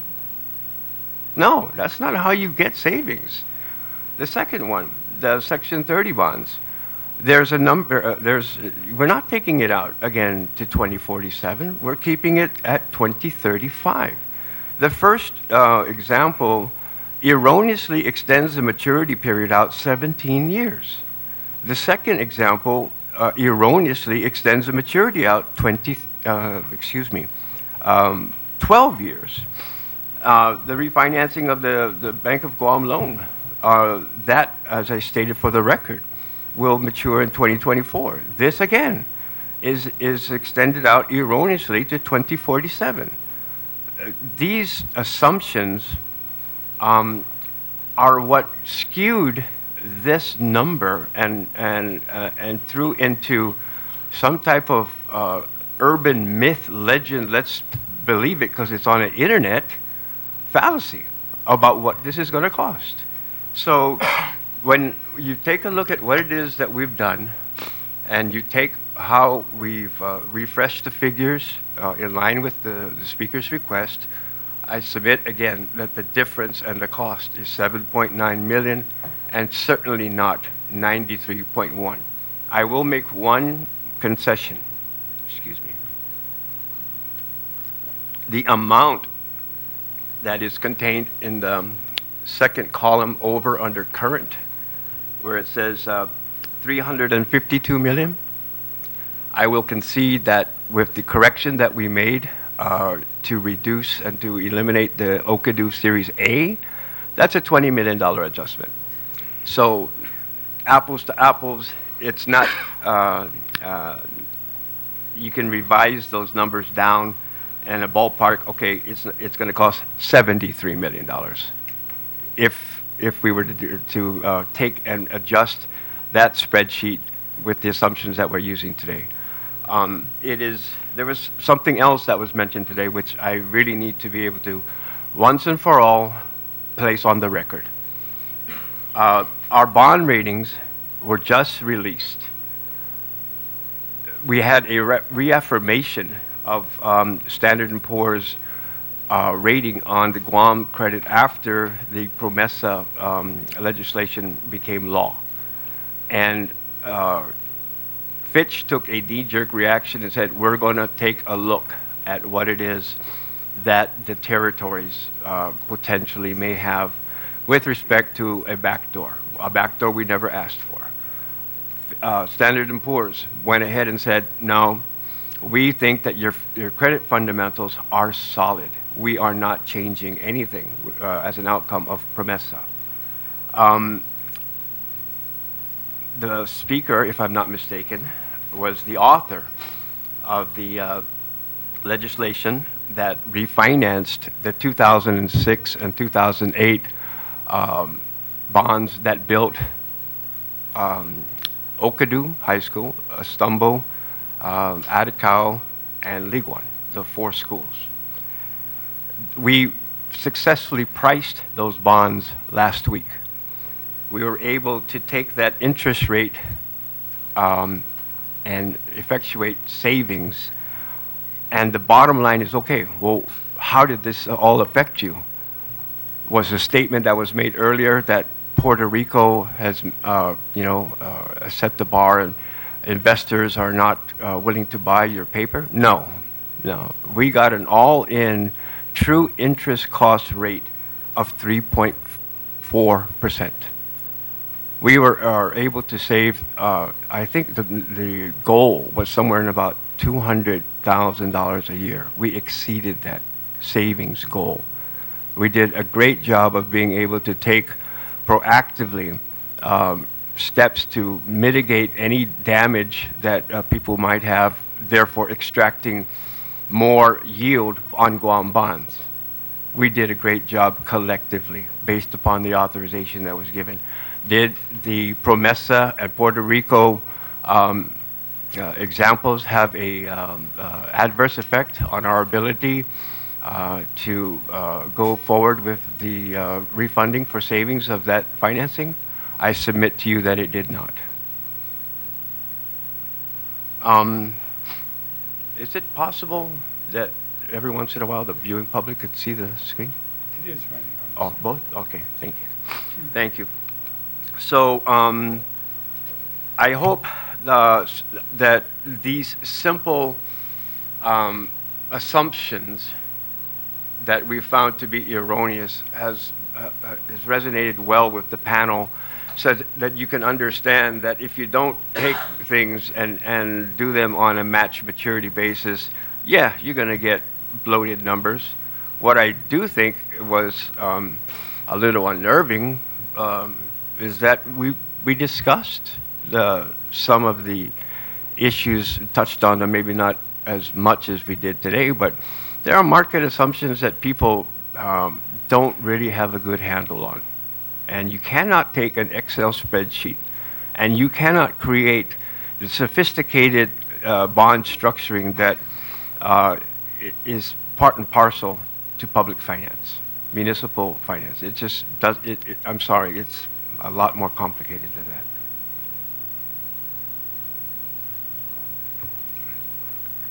Moving on to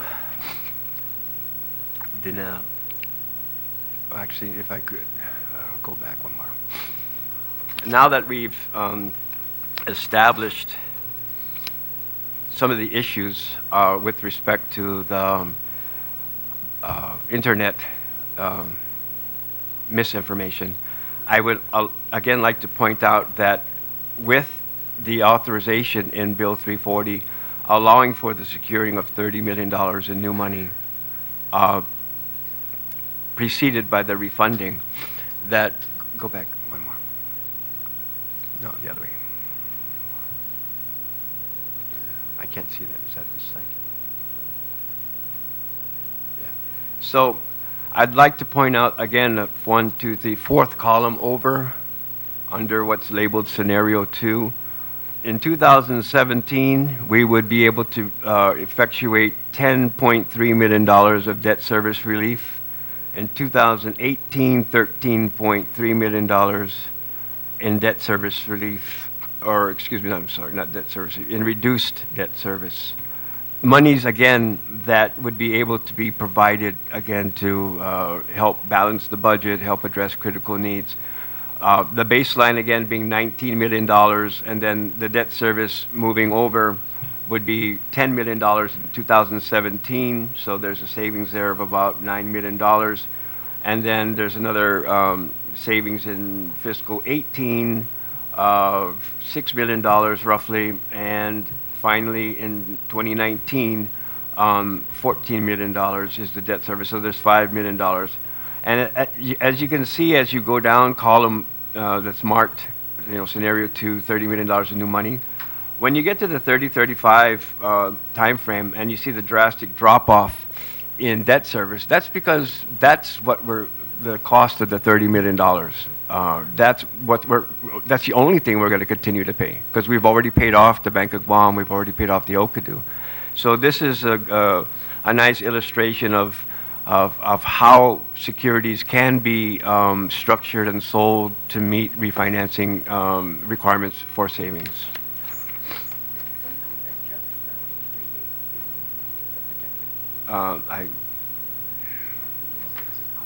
We actually have something that will. That's why I'm trying to. I can't see it. I'm trying to, basically recite the numbers for everybody's benefit, including my own. So that the next slide I would like to provide has additional scenarios The one marked Scenario 5 is a refunding and $170 million of new money. Again, it can be structured to where you have debt service relief in the next 2 fiscal years.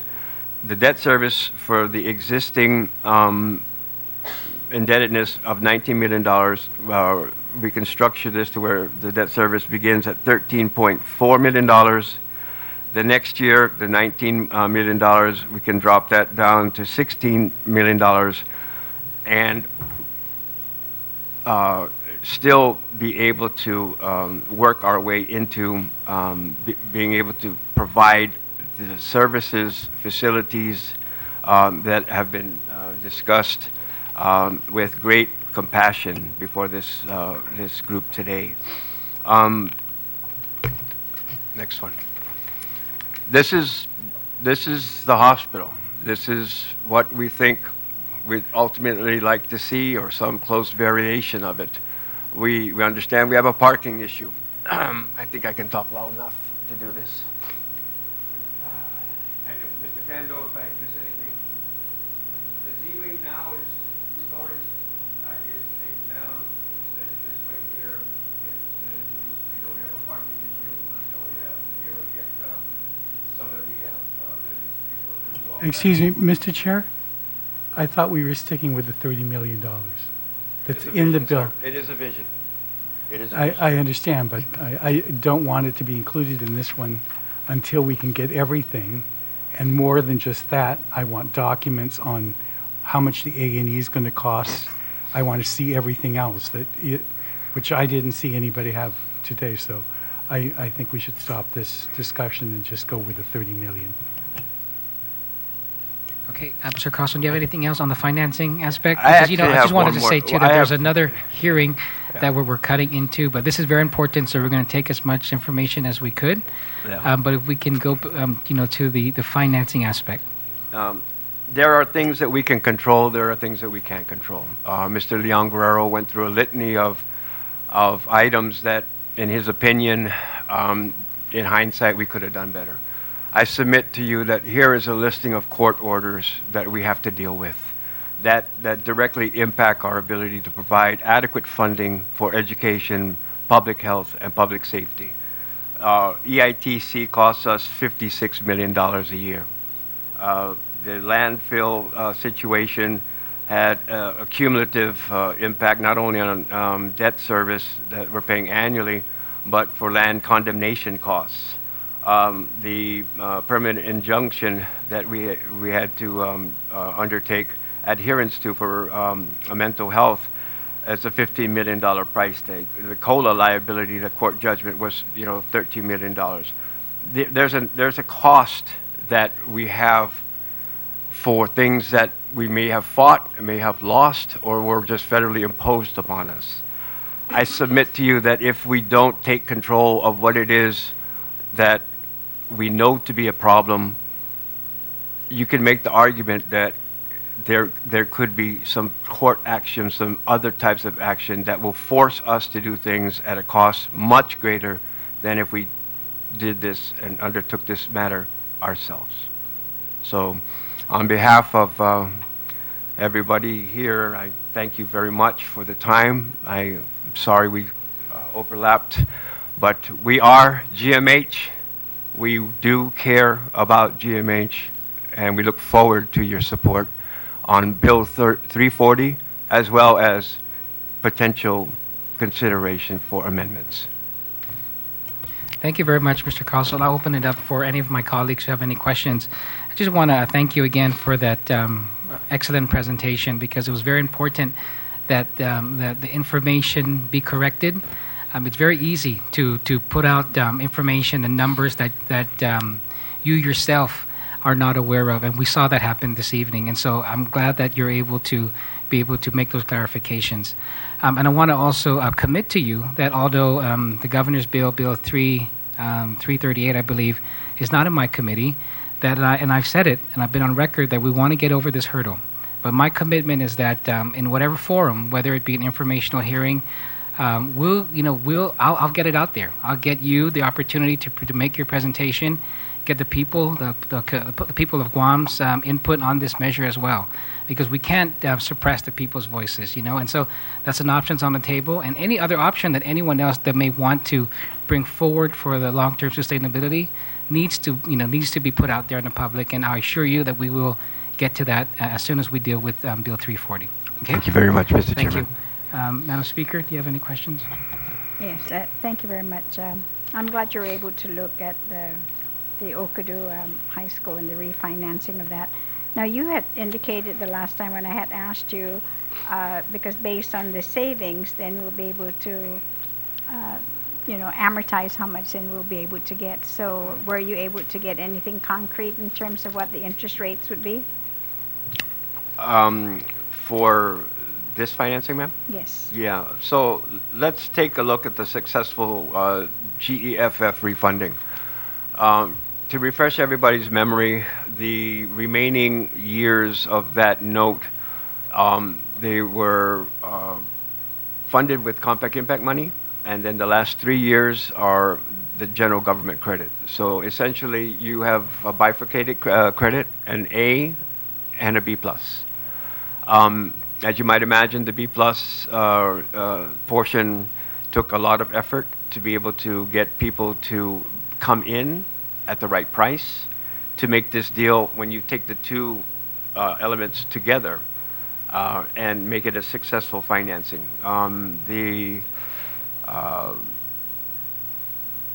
amount, again, that we got as far as the true interest cost of 3.4%, I would submit to you that the Section 30 credit, even though it's BBB plus as opposed to A, which with that small compact window, that is going to bring a better interest rate when we go to market, simply because we've been collecting Section 30 since 1978.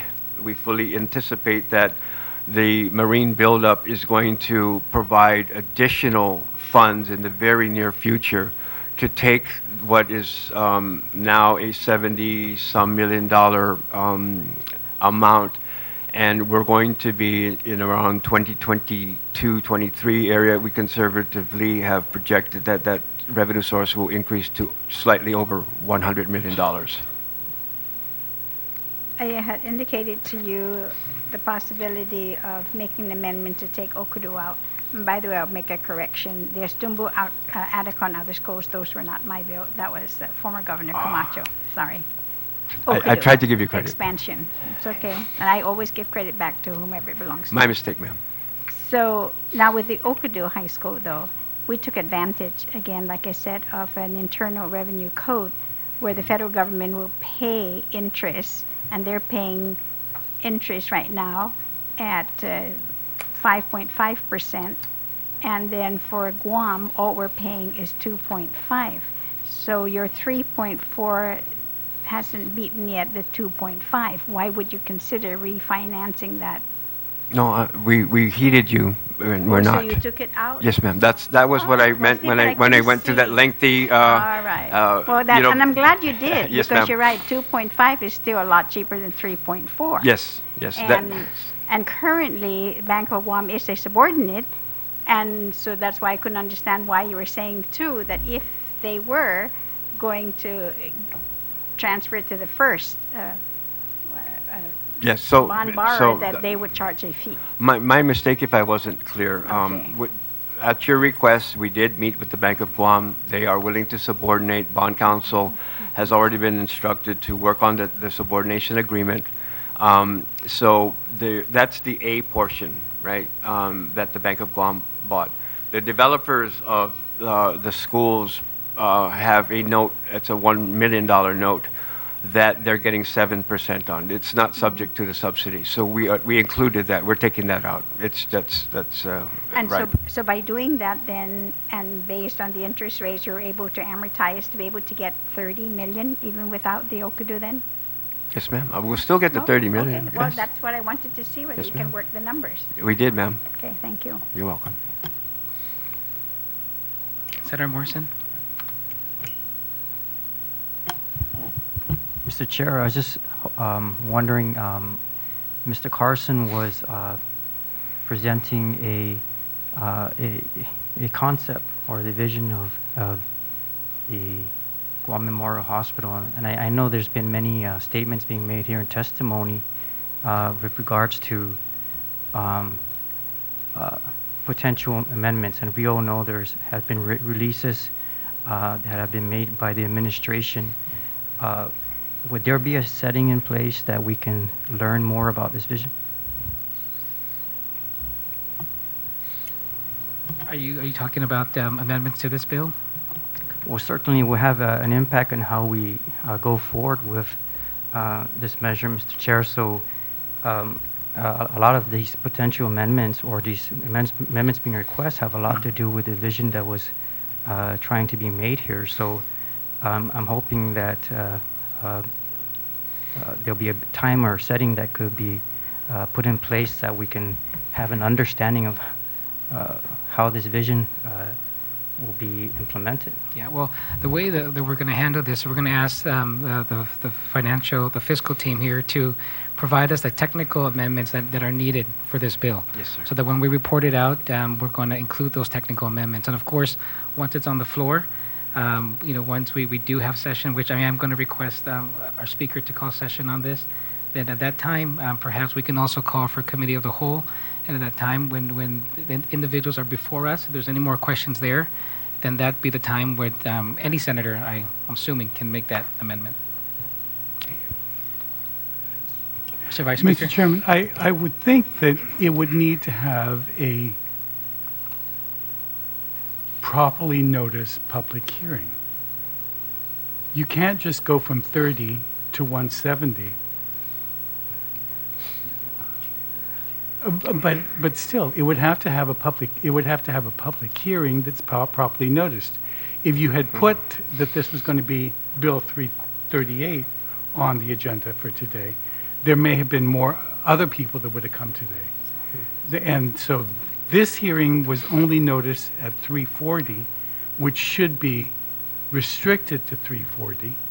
And so it doesn't get any bigger than this because it shouldn't grow from 30 to 170 on an amendment on the floor because it wasn't properly noticed and it wasn't properly heard. And I agree, Mr. Vice Speaker. However, the presiding officer, whoever that would be at that time, will make that determination. But I agree. Mr. May I make a point of information?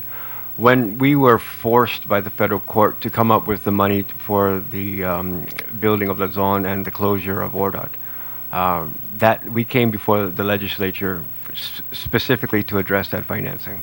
It was the will of the body at that time to throw in another $200 million for the COLA settlement. So we did a general obligation bond and we did a Section 30 bond in the same day. We walked in with a bill for the solid waste requirements that were issued out by virtue of the federal court order.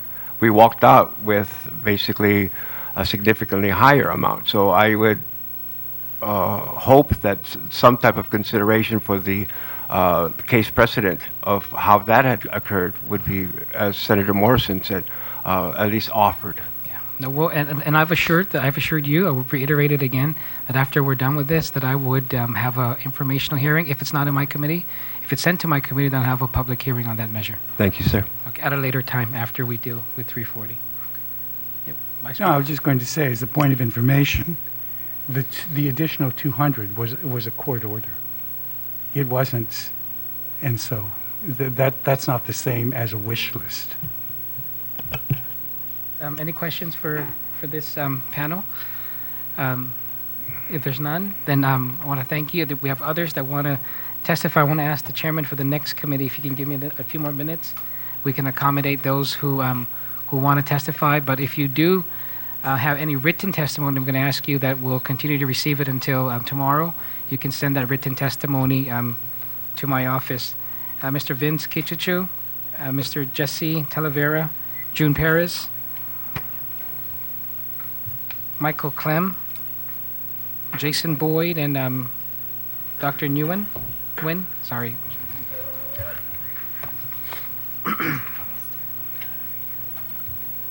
You want to stand by? Stand by. I'm going to ask for your indulgence, and if you can keep your testimonies to at least 5 minutes, And then if there's anything additional that you submit those testimony in writing. Okay? We'll start off by Vince. Thank you, Senator.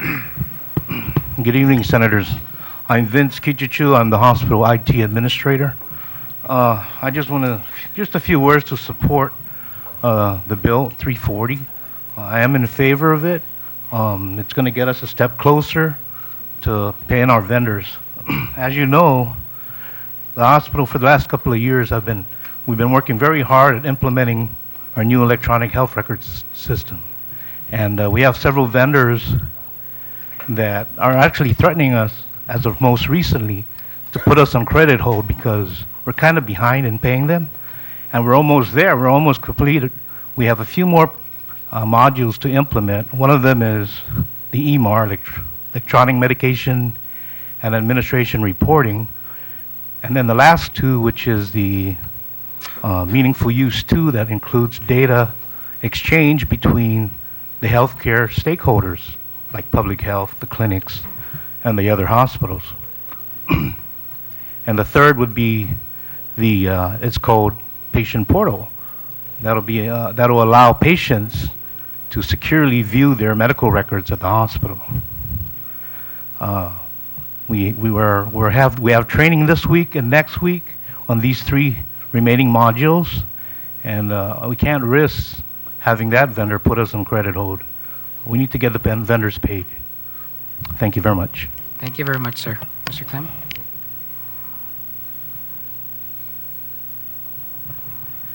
Good afternoon, Senators. My name is Michael Clemmy. I'm the Medical Health Records Administrator at Guam Memorial Hospital. I've had the privilege of working at this hospital for the past 18 months. The one thing that I've noticed, and I guess maybe it's because you have eyes that are coming new to the island, you see things a little bit differently. The one thing that I've noticed is that with the problem with the vendors, with the problems that we're having, we have difficulty getting the supplies, the materials that we need to provide our job, to do what we need to do to provide the people here on the island the quality health care that they deserve. One of the things that I noticed when I got here on the island, in the coding department, we were $14 million behind in coding. We had a backlog of $14 million. As of this morning, we're at $900,000. We've made that change.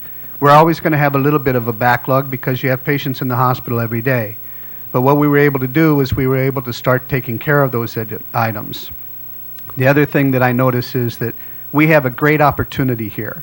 I've listened to Dr. Lizama, I've listened to Benita, I've listened to Peter John talk about their vision.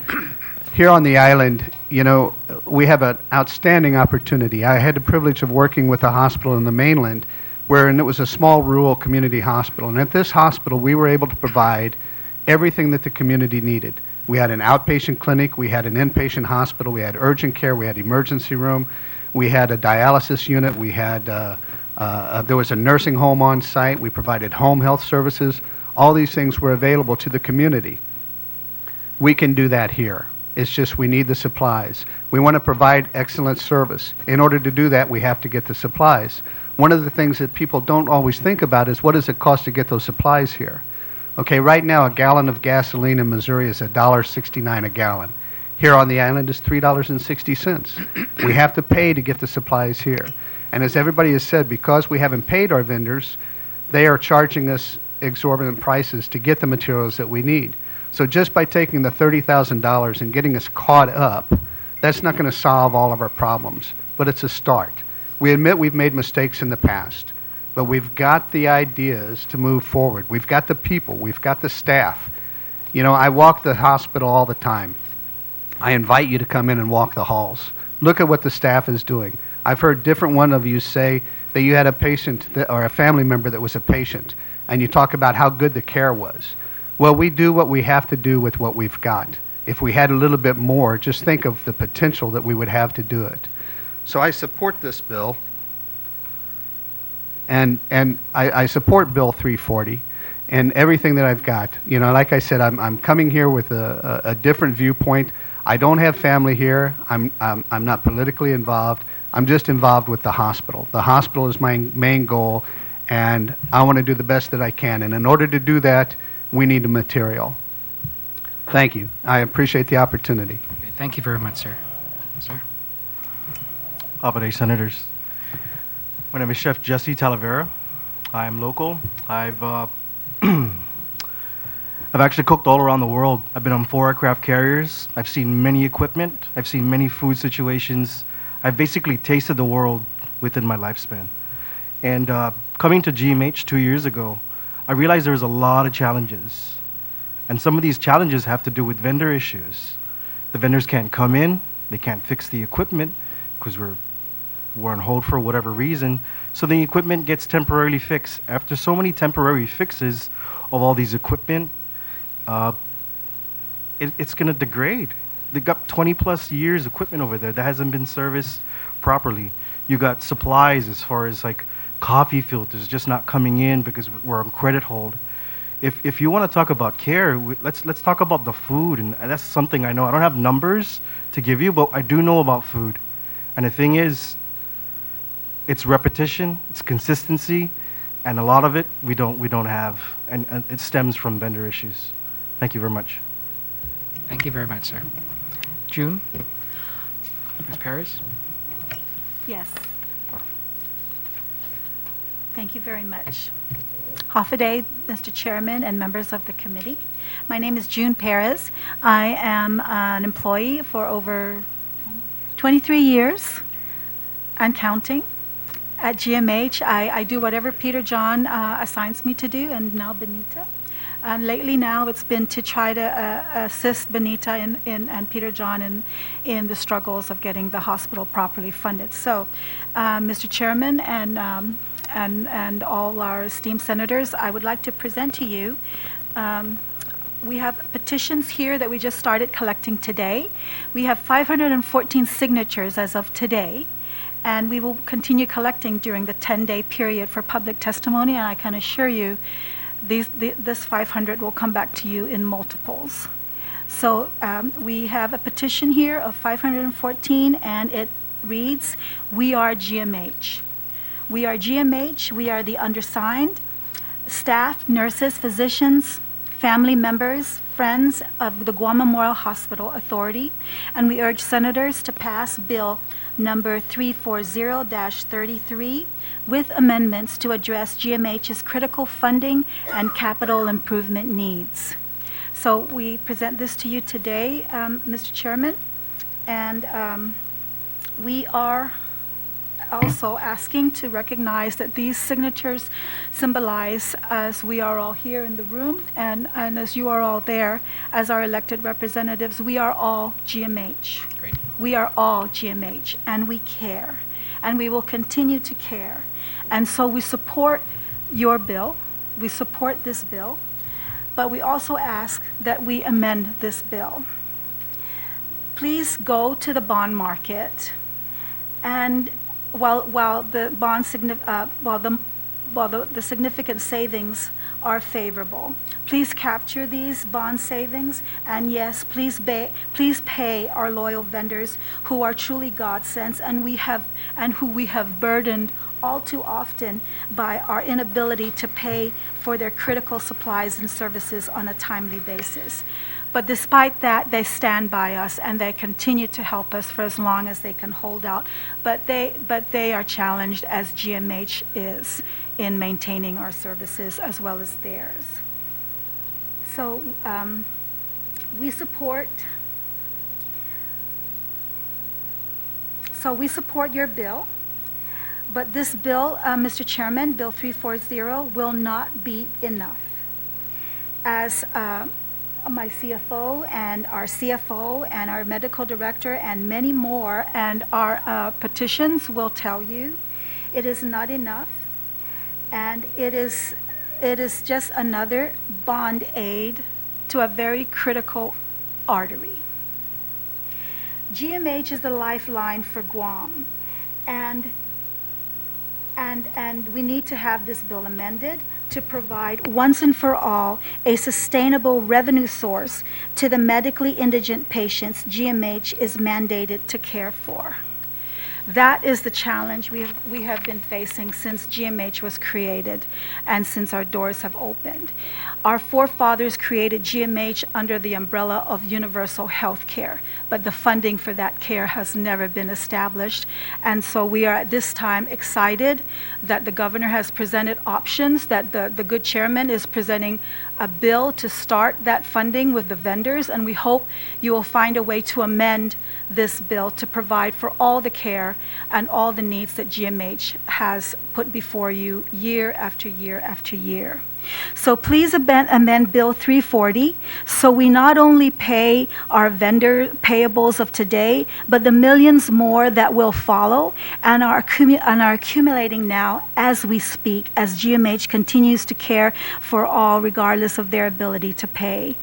Please do something more than another bond aid to Guam's lifeline called GMH. Please pass this bill, but also amend this bill with any and whatever amendments you all can agree on to address our petitions, which ask that we address GMH's critical funding needs and capital improvement needs. So I present to you these petitions, Mr. Chairman, and we urge you to please all to pass this bill. And please consider the significant amendments that have been suggested to you all so that we can address GMH's funding situation once and for all, especially for the indigent care that we must care for and we will continue to provide for. Thank you, and Sidzus Masi. Thank you very much, Mrs. Perez. Senator Uggan, do you want to you have an announcement? Thank you very much, Mr. Chairman. Actually, it's not a question and it's not a reference to this particular proposed measure. It's for all those who came by for the roundtable meeting on Bill number 318-33. It's been rescheduled for sometime next week, Thursday of next week, the 28th at 6 p.m., primarily because I wanted to ensure that we don't compress this particular discussion and this conversation unnecessarily. So thank you very much. I want to, Mr. Chairman, thank those who were here, not only in the public hearing room, but also who attended and who wanted to provide testimony in that measure. Thank you, Mr. Chair.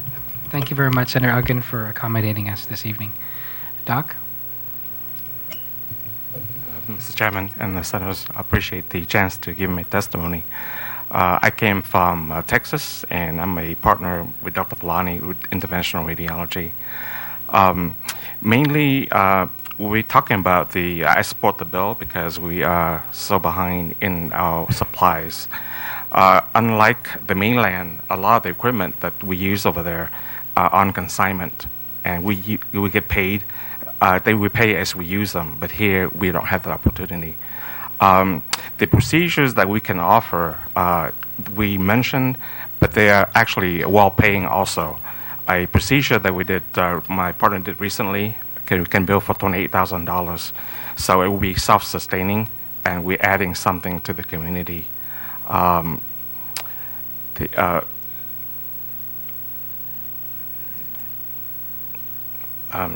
that's it. Okay. Thank you very much, Doctor. Mr. Boyd?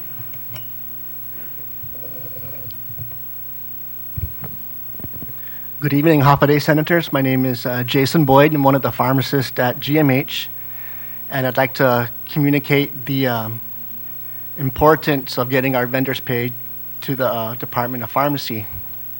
I think in 2 minutes or less I can communicate this importance. And I'd like to make three main points. First of all, before advocating for more money for GMH vendors, I would like the public and all our senators and everyone in my chain of command to know that the Department of Pharmacy is fully responsible and fully accountable for with the people's money. We truly understand the value of every dollar that we spend. For example, we have about 1,300 items on our medication formulary and supply list. A hospital this size normally has about 3,000 items on this list. So even though we're operating at a minimal baseline today, our out-of-stock items just for medications is about 18%, which makes our job very difficult. Second point I'd like to make is it's no secret that GMH has a long history of credit holds, especially with our prime vendors. And what happens when a prime vendor puts us on credit hold, it kind of forces us to do business with a secondary vendor or even a tertiary vendor.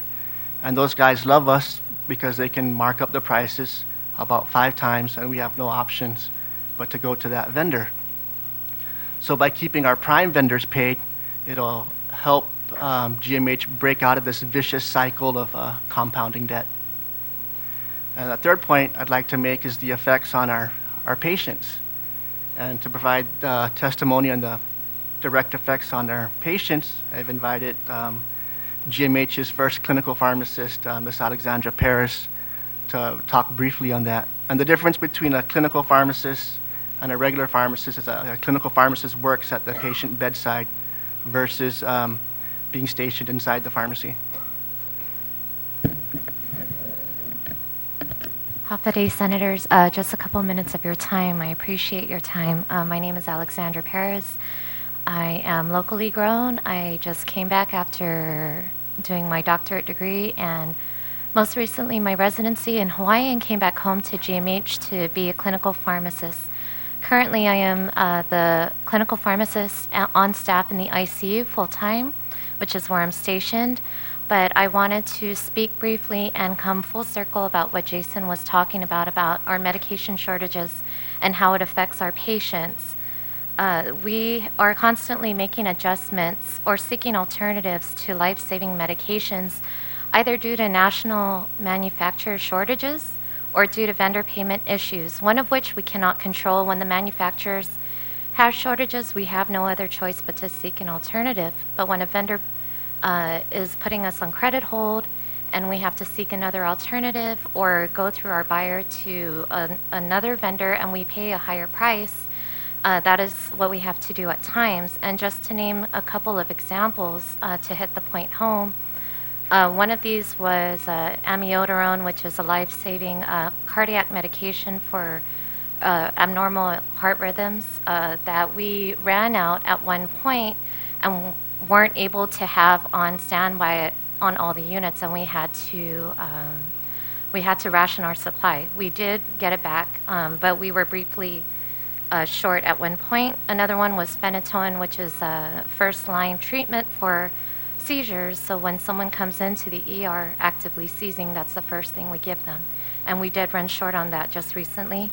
And lastly is IV antibiotics for infections, most notably what we call the MDRs, which is multi-drug resistant infections, which we are seeing a rise of in the past few years.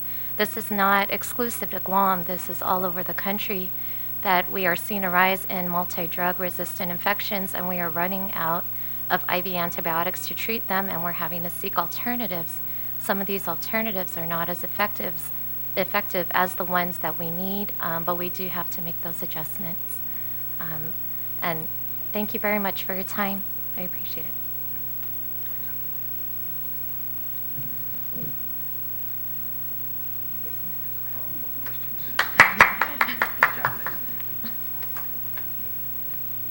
Do we get Dr. Nguyen or Mr. Nguyen? Oh, you've already spoken. All right. And Jason Boyd? Okay. So I guess that exhausts our sign-up roster. And if there's no further questions, do you have any questions? Okay, I know you don't want me to ask any questions, so we can get out of here. This bill, of course, would provide $30 million to take care of your vendors. And like many of you have stated, of course, Dr. Shea was saying add an additional $20 million as a cushion because we're going to be right back where we are. And you're right. So we'll pay off all the vendors. And then we're right back to where we're at. So the question is, of course, is what initiatives. That was the very first question that was asked in the informational meeting. What other initiatives, is the hospital going to do to address that situation? So we're not down there again. Have you thought, really, you got to think outside of the box here now. And I want to know what those are, if you've thought of one. Dr. Lazama had talked about the Centers of Excellence in MRI and Interventional Radiology, and those we anticipate adding services that would pay well, and would be there's no department of radiology anywhere that does not make money, and I think we're adding all these procedures is thinking outside the box. And with oncology, a cancer center for Guam, that would be a synergy that we do more procedures for. We talk about chemoembolization, we can do more procedures, more CT, more MRI, and that would increase the income. So we're asking for that initial outlay, and that would be self-sustaining. Now, there was the Vice Speaker. Oh, he's not here. May I comment to that, Senator? Yes. Yeah, again, we're talking about Bill 340 here, but certainly in the initiatives that have been identified in the bigger request for funding for sustainability plan and new service for the hospital, transforming the delivery of care GMH. We have identified, revenue generating opportunities within GMH. Again, I want to bring back the radiology department is a money-making department if it's managed well, with emphasis on outpatient service. Oncology service, again, is a money-making service which feeds the hospital in radiology. There's no secret why an oncologist is practicing next to a radiologist, because they feed each other. So these services have between them and with them opportunities to basically provide more revenue generating services within the hospital. And again, if we transform our business model to more emphasis on outpatient service, including having an outpatient clinic for follow-up, including setting up an observation area, we would realize, again, a sustainability plan that would address internal revenue generation that should support GMH going forward. I mean, we're asking for some subsidy that has been identified in the past, and certainly that may not necessarily be taken out, but for addressing the $30 million shortfall, I think we can reduce that significantly with our revenue enhancement service centers of excellence service that includes radiology, oncology, and cardiac catheterization. That's exactly what the hospital said, with the urgent care. And the hospital's not getting the footprint that you wanted, the foot flow. And now you're wanting to expand beyond for other services. You guys are doctors, and you're excellent doctors, but who's your business person that's making these plans for the hospital? I'm sorry, Speaker. I don't know. I don't recall that we took on this project with urgent care with the idea that basically we're going to make money. I mean, Senator Rodriguez is the sponsor of this bill. Basically, introduced the urgent care concept to the hospital so that we can relieve the emergency room, with the congestion and the inappropriate utilization. So, I mean, if we're going to make money from an urgent care, there's a lot that needs to go there, and I'm not sure that really urgent care in the hospital setting is a money-making service. But it's supposed to reduce your expenses. It has reduced our expenses because we have basically services that are no longer that have not been paid have decreased because they're not they're not in the setting of the emergency room, not reimbursed because they're considered an inappropriate test by the insurance companies unilaterally, because they're coming in for urgent care, but they're treated differently you're treated differently in the emergency room when you come in. So more tests may be ordered, but they may not necessarily be an appropriate test. In the urgent care setting, you can treat patients differently and provide basically less costs to the patient's visit. I would say that, as a physician who has run a practice, like Dr. Shea who's run a practice, like Dr. Burke has run a practice, like I think we do have some understanding of the reimbursement concept and how to make money with service operations. I mean, Dr. Tuan and Dr. Centillo here have basically demonstrated that with the model that they have and the service that they will provide, we will bring money to GMH. Madam Speaker, you've heard that the biggest part of our patient-payer mix are the 3 M's. And then at the informational hearing, Mr. Gillen and Tess both acknowledged that reimbursements based on an outpatient coding or model or whatever gets a higher return than the traditional inpatient. And so that's part of what we're looking at. We want to move away from that traditional inpatient model that we seem to get killed on regularly because we get reimbursed, very poorly, and move to these other things which increase efficiency, better outcomes, hopefully for the patient, so that we get reimbursed better.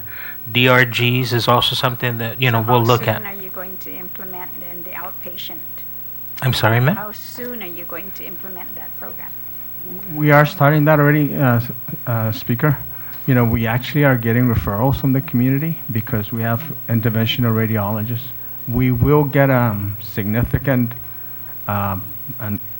population of patients in the oncology services we open up. So, as the pharmacist here talked about having the medication in-house to provide more multi-drug resistant coverage, we're looking also providing, pharmaceutical agents for this, oncology patients. So we will need more than this funding identified in Bill 340 as we look. How well have you guys been communicating with PHOA and Public Health? PHOA is the Pacific Islands Health Officers Association. They have a meeting a couple of times a year. One meeting that I attended, which includes all of the islands throughout Micronesia, and Region 9 was there, and they were making recommendations to the islands. Guam was included. Guam was represented there. That they were willing to support the islands to be able to put your formularies together for uniform formularies so that then they'll be able to get these medication at a cheaper rate to the islands. And so did Public Health ever tell you about this? Did PHOA ever mention it to you? Speaker, I remember that discussion in your office. Yes, I brought that up to, what's the name of CMS? Sobrado. Sobrado was in that meeting, right? And he said that was not a discussion. I thought the discussion was that if we... It's a discussion, but it had to be initiated by the islands. No, I understand, but that's what I brought up. As I thought that you would propose that if the PO members were he forgot about it. I wish I could. I mean, remember I'm in a different branch. This has to be done at the executive level, and that's why I'm mentioning it to you. Yeah, no, I remember that discussion. He said that he didn't recall it, and I thought I was dreaming, but I'm glad you're supporting me on that. Absolutely, and that definitely is something that the government can do, and you really should look into that. Well, there's another option also, and I started to work with Peter John about this, is to get your formulary as well. And I tried to get Public Health, and then I tried to get the ones from DOC and Mental Health, so we can take your formularies, because we wanted to send it to MAP International in the United States, where they would basically sell the islands medications for about 1/4 the actual cost. But again, I can't do that at my level. That has to be done at the executive branch.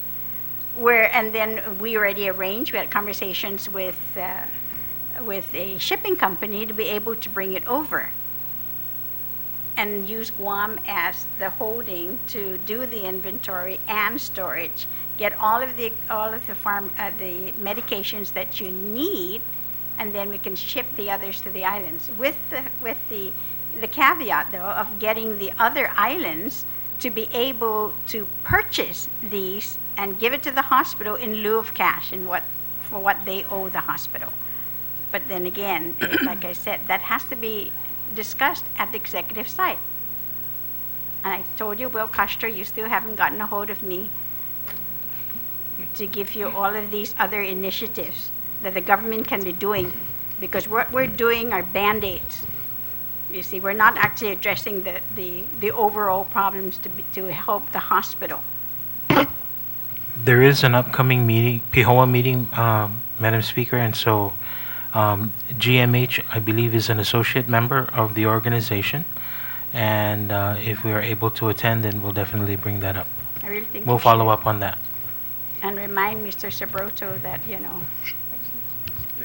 We did have a phone conference with Mr. Sabroto. We met with him in San Francisco, and then we had a follow-up phone conference on that. But that's the federal government trying to help us with the purchasing. But what the islands, the hospital really need is to address the underpayment of Medicare. And Medicaid, because it follows the state plan. So if only that could be remedied, we could see a substantial increase in the underpayment of the 3Ms. And so then maybe there should. That's where the governor again comes in. They're no longer called Mises. They're now, I think, Micronesian executives. I think throughout. Where all the governors and the presidents meet, usually 3 times a year, but now I think it's only once a year. But that's where the governor then can meet with the governors and the presidents. One is that they can actually even give the government some money to be able then to take care of the COFA citizens for even Medicaid, and convince them that for every 45 cents they get 55. The government gets 55 cents, and that can be used for the COFA citizens. Senator, may I just go back again to your comment when you said what's the hospital doing, or you need to think outside of the box. So one of the initiatives that we done was eliminate the 8% discount. So that's saving the hospital about $2 million a year. And another initiative, as what Dr. Lizama had said, is shift some of the inpatient services, patients that could be seen within the 2 midnight rule, because we get a significantly higher reimbursement, and that's what we are doing now. And he's hired hospitalists to handle that. But on the centers of excellence for radiology and cardiology, we need the 170, because that's going to build the Z wing where these services could be placed. And another one that we have done also is the online payment services that would help collect on the self-pay, and also for anybody that can't pay, they can be able to look at their bill online and be able to make payment, because as it is, a lot of patients don't want to go to GMH because it takes maybe sometimes half an hour to find parking, especially if you come at certain time of the day. So we are doing something to help ourselves, but again, I go back to the patient population that we serve. We have the about 20% self-pay people that don't have insurance or are underinsured. So again, this is not GMH's responsibility to foot the bill on that. This is a community issue, and it's this body that could help us. So I think we can think outside the box and realize all these initiatives that we're proposing if you only give us the 170. But see, that's just it. To take care of that problem is universal regional health insurance. I've been talking about that for the last 3 years. Yeah, you have a point there, And, you know, Madam I mean, Speaker. we might be close. I'll tell you about that. Because finally, I got somebody that was willing to listen. And that's the Asian Development Bank. Yes. They've done they're doing a rapid assessment right now throughout Micronesia. In September, they're going to bring financiers in to ask them if they would do an actuarial study throughout Micronesia. And the idea here is to have all of their people insured. And then if they come to Guam, they're covered. Yeah, that's great, but you know, it that could have been done doesn't. 3 years ago. Yes, Madam Speaker, But again, it's not at my level. yeah, but I'm but only a it, senator. I'm not in the executive branch. Okay. but if I may, that doesn't take away the years of underfunding to GMH. So as a result of that, we have capital needs that needs to be addressed. We have, part of the requirement. I mean, part of the request is the electrical panel. Tomorrow that electrical panel could give in, and the hospital is going to go dark. And that is part of the $170 million. So, that's something that this body needs to understand. Great. Thank you very much. Before we go to Dr. Senator Dr. Lozano, thank you for the clarification on the urgent care. It's apparent that we're going to need to have a separate hearing on just the urgent care, just to make the presentation and to to make it clear that this is something that was never meant to be a profit center for the hospital. It was meant to alleviate. There was a problem. The biggest problem was the usage of the ER for non-emergency cases, and that problem was resolved with this. And I'll say it again: the report that was given to me, you are in the black. And so I'm asking the hospital to provide a more comprehensive report, and we'll schedule a hearing so we can put it all on record and make it clear once and for all on the urgent care. And Senator? if I may add, as Dr. Lizama had mentioned earlier, that during the budget hearing, that the urgent care unit will be used for the oncology services. Great, thank you, Senator Adam. First of all, I want to say that a lot of the things that's been discussed about the centers of excellence and all that, I'm certainly very receptive to listening to that discussion. But that, of course, comes in a different conversation. But I with the bill that we have before us, it is to basically refund some of these bonds to come up with $30 million. And I need to get a better understanding, because it seems that this $30 million was kind of thrown there on the table, and then we never really discussed it. So some of the questions that I need to understand, this $30 million, was it an accumulation over several years? And then on top of that, it's $30 million and counting when the media came out with it a couple of weeks ago. And so for every day that we delay in going out to the bond market, how quickly, how fast are these payables growing? So let's say we don't get out to the bond market until August. What do we expect would this 30 million have grown by another million? Maybe you can help me understand this $30 million figure. It likely will, Senator, but I think the more critical consideration is that as we continue to be put on hold, we are unable to get the supplies and the pharmaceuticals in for the patients. So that delays the care that they could receive, or have other more. Okay, so let me just stop you there then.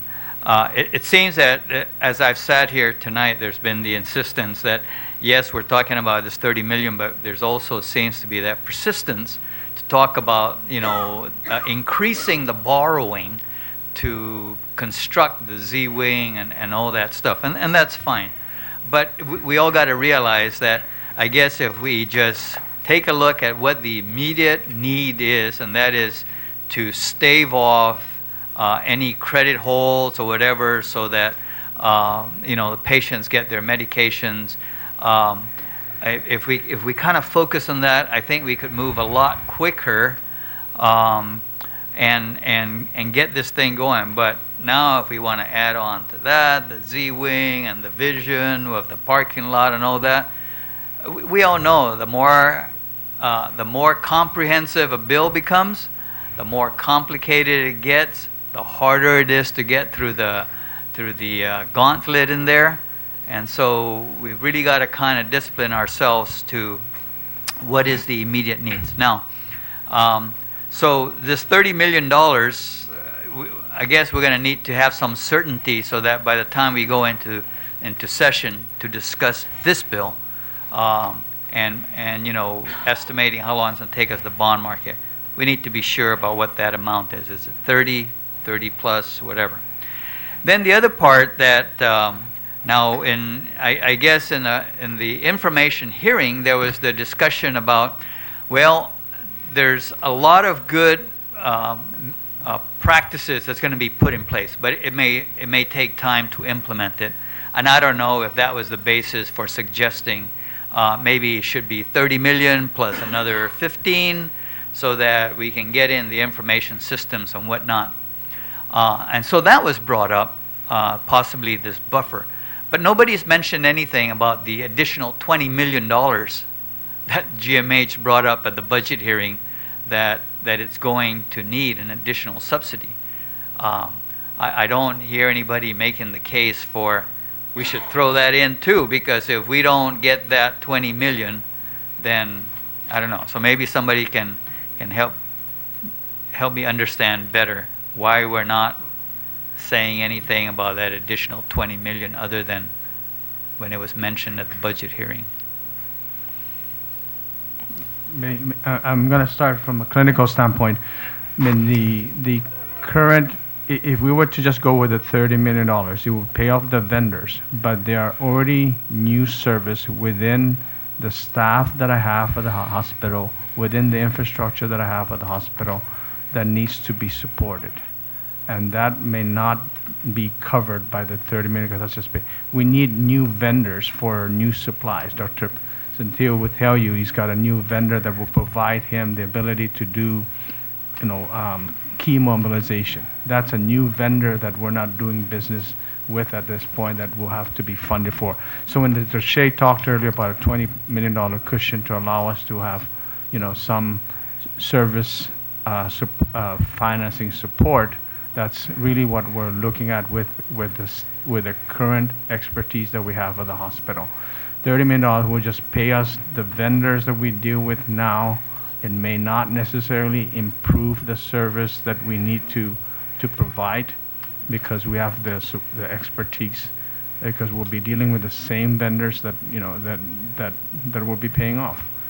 And then the other part to this, centers, is that one of the vendors may decide I don't want to be doing business with GMH anymore, at this point. So there's no saying that this vendor will. I mean, the new vendors may require consignment, as Dr. Wen talked about, where basically for every supplies that's given to us, we have to fund it. So yeah, a cushion is definitely needed, to support continued service as we address the need to pay existing vendors who are putting us on credit hold now that's impacting patient care. And Senator, if we don't, I mean, we're talking about 30 million. You heard Dr. Shea say bump it up another 20 million. There was one other. The governor was proposing a $15 million cushion. If we're not able to do some of these things, and with these new initiatives that Dr. Lozama's talked about, that potentially can bring us in revenues, will likely be before the same body in a relatively short period of time saying we need money to pay off the vendors again.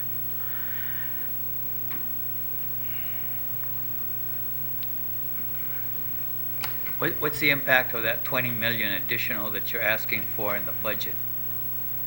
If that, I mean, let's face it, one day of budget hearings and there was an additional request for $28 million to be added to the budget already. So I guess my question is, what really does the hospital think it needs if we were going to go out to the bond market?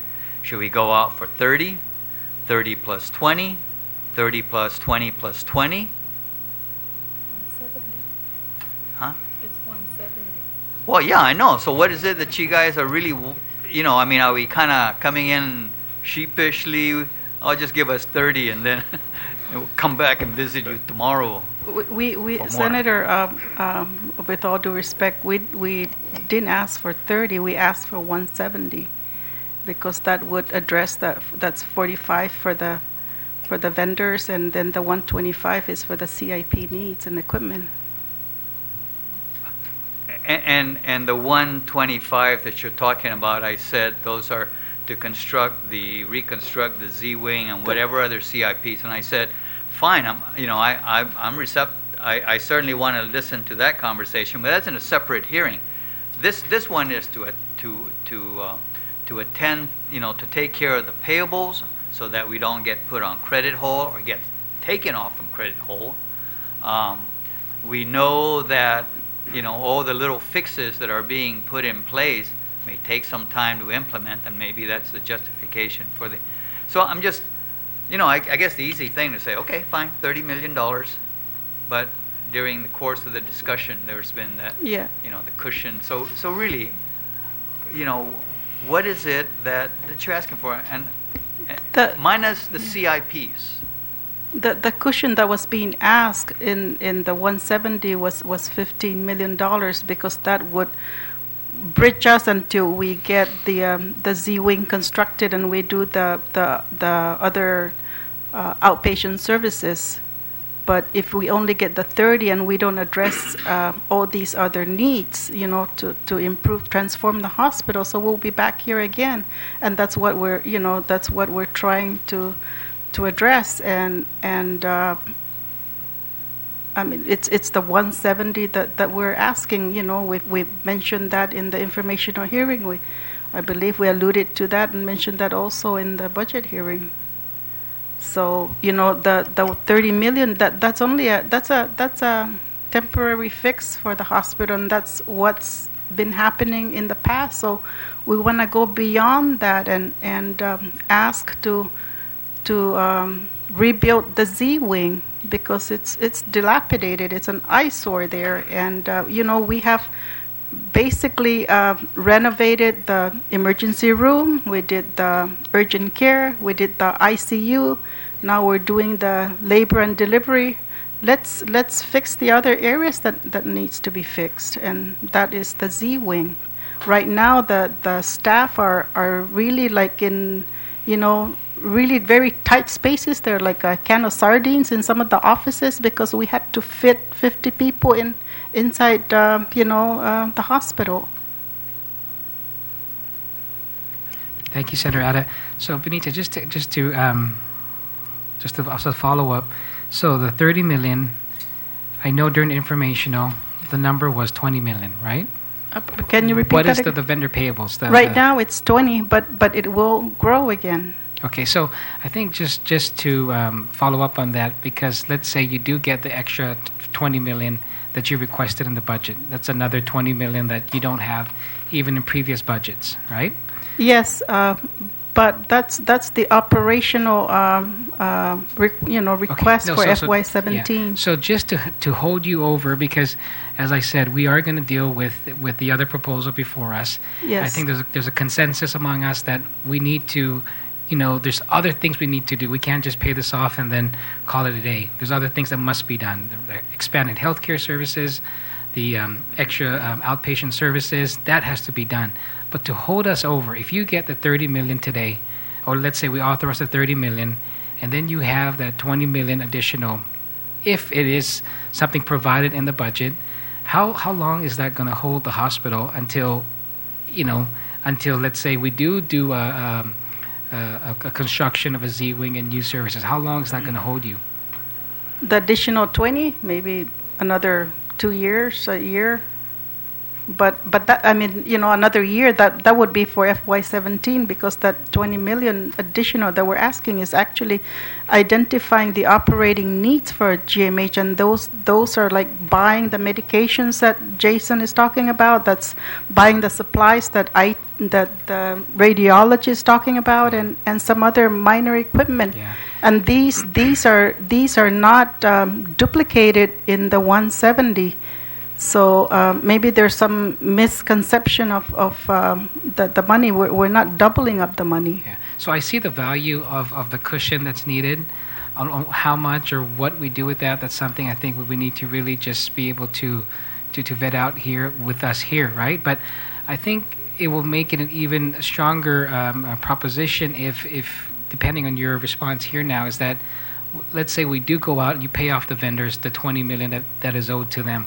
We know that these vendors now are charging you 3 or 4 times more. Are you in a position to go back to these vendors and renegotiate on what the cost is for supplies moving forward? Or are you able to go out to other vendors now to get supplies that are at cost which you should be paying and not the 3 or 4 times that you're paying? If we don't have the cushion, it would be difficult to negotiate if the money is not there. Mm-hmm.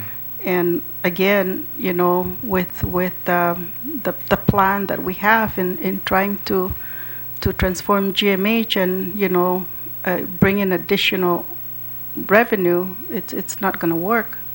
Okay. So just another question. Right now, vendors, are any vendors charging interest for payments for debts that are not paid to them? Yes, there are several vendors that are charging GMH right now. Of those vendors, that's about $658,000 that they're trying to collect from GMH. Mm-hmm. And how much are the interest rates that they're charging? I didn't calculate what the interest rate they were charging, but that's $658,000 in interest that they're. Just in interest. The interest alone, yeah. That's they tag on to the statement when they submit their statements to GMH. There is, by statute, a certain amount that vendors can charge a government entity for being late in. The 12%, right? Was it 1%, I think, or something like that? Or 12? Is it? I thought there was. I'd have to look at our enabling statutes. I don't Okay. remember off the top of my head. Okay. Senator, you asked a question. I mean, I agree with Benita that unfortunately the space that we're currently constrained with the relocation of the staff from the Z wing, for instance, the previous dialysis department is now occupied by the business office. If we're looking at creating outpatient services, which would support our initiatives within the footprint of the existing building, we will be limited in what we can support with that initiative because we just don't have the space within the hospital. So we are already. I mean, we can implement the 2-day observation and again provide the greater revenue opportunity with our hospitalists. Some of the services that we want to provide, such as radiology, expansion of radiology, outpatient service. Again, traffic is just so busy there. And then the other part to this is it all depends on what GRMC, what happens with GRMC. We're very busy. Our hallways are filled with patients. Okay, I was going to ask about that. Is there any discussions now, with them? Because they may have the facility, they may have the resources. Is there anything that is being done to perhaps work with? I know you said the pediatric ward, you've been gracious to assist them, but in other services, is there any discussions now in trying to do some sort of partnership with them? Again, Senators, it's a matter of what partnership they're looking at. Certainly, we're open to consider not having to build a cardiac cath at GMH and working with GRMC as the center of excellence. But again, that's for all our patients. Not so, but we don't know at this point. I mean, unfortunately, I can't say, they've been transparent what's going on with their operation. They maintain that they will still provide the service that they're going to provide. We're open to having a discussion, but as you can see from what you hear out there, there's a lot of uncertainty. That's right. But just to say for the record that the committee did reach out and speak to them, and they're open to sitting down and for another time. I mean, that's something because at the end of the day, you serve the same people. We actually invited them, Senator, to hear about our plan, and and on how we can work with them within the service. So they know about it, and So but they we'll pursue that as well, just for additional conversation.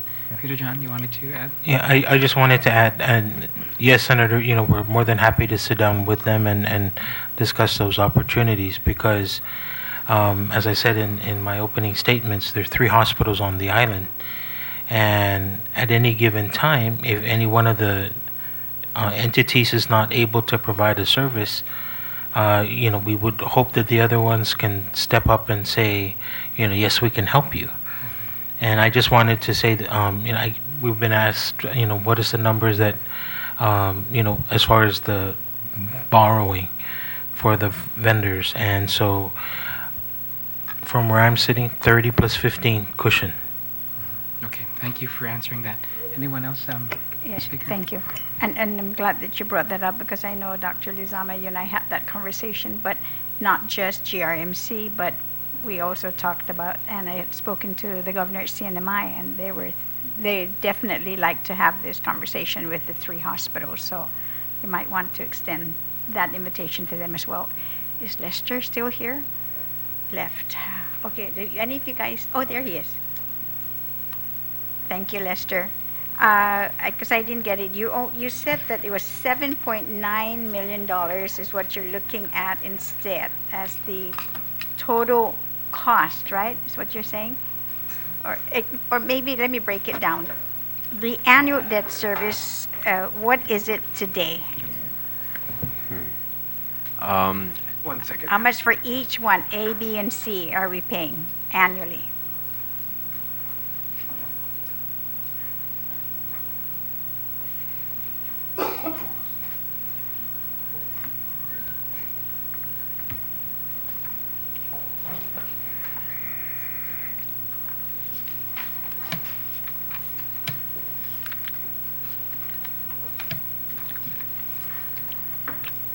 The total debt service for what we are currently obligated to pay is $19,034,151. Okay, and then Excuse me for. Is there? I did provide a copy. You want to wait for it? okay, well, Or yeah, go ahead. You're right. Yeah, Okay. and then when you refinance it, what would then the annual debt service be? The annual debt service will go down to $10,070,857 in 2017. Okay, so then this will only wait in 2017. Yeah, fiscal. Oh, that's 7. when we're going to start Yes, the debt because service. You're right. Okay, and so how long would it be for? just the straight refunding only. Which is Only? yeah, for the refinancing. If we're just going to refinance, we don't extend out the existing maturity of the Section 30 bonds, so the final maturity for everything is 2035. 2035. Right. Again, we're not extending the maturity. Yeah, 19 Yeah, to it'll 10 go million. 19 to 10, then the next fiscal year will drop to 12, and then it goes back up. So there's debt service relief, which basically accounts for the savings, but it's taken over a 3 fiscal year period. And what is are there any fees that has to be paid up front for bond counsel? Yes, ma'am. Okay, and how much would all that cost It's usually in the neighborhood of about 1.5% of the borrowing cost.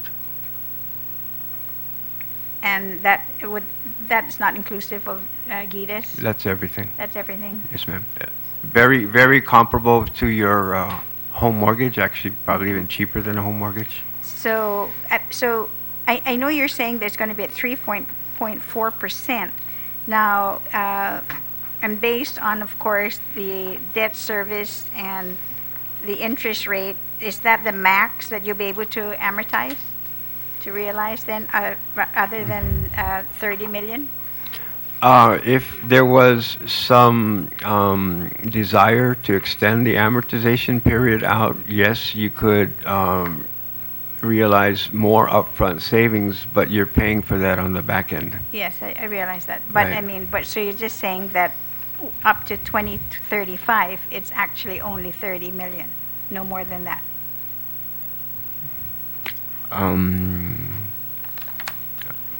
Could you repeat that, ma'am? Based on of course, your interest rates would drive how much you'll be able to yield. Yes. Right, based on your debt service. And so based on that, at 3.4, we would only be able to realize $30 million. Not necessarily. Let's. Okay, now that you have copies, maybe if I could direct you to the fourth page.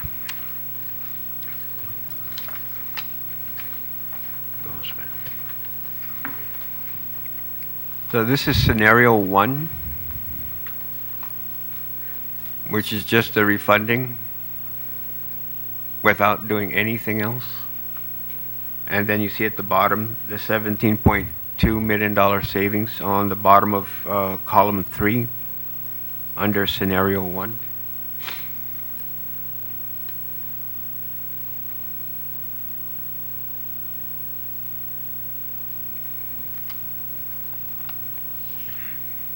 So that sets the stage for the next page. Okay, so that's savings. Yes, ma'am. That's the savings. And then if you take scenario 2, it's the 1, 2, 3, fourth column over. That's the $30 million figure.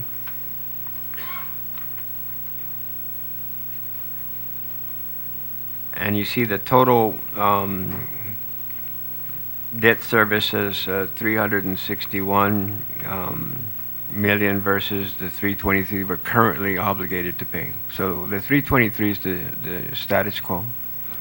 And that's where I made the point of the difference is around $37 million. The difference is that you're getting $30 million. So what's the carrying cost? What is the interest, that you're paying for that $30 million? It's $7 million. 7.9 if I think it.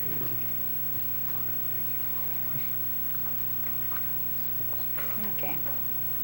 Can you, because I know you have it here, but what is the carry? Yeah, and again, you see scenario 3, which has the refunding and $45 million of new money. Mm-hmm. So if you look at the difference, it's roughly around $70 million. So the difference is that that's what it's going to cost to get an additional $45 million over what it is that we're currently obligated to pay. And I again draw your attention to the fact that the debt service drops off considerably after 2035. Therefore, the $4.497 million figure that you see that's repeated down from 2036, pretty much all the way down to the rest of the total, is how much that $45 million is costing us annually for the 30 years.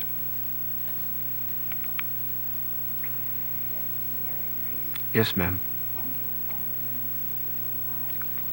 It says it's marked refunding and $45 million new money. And the total says $392 million.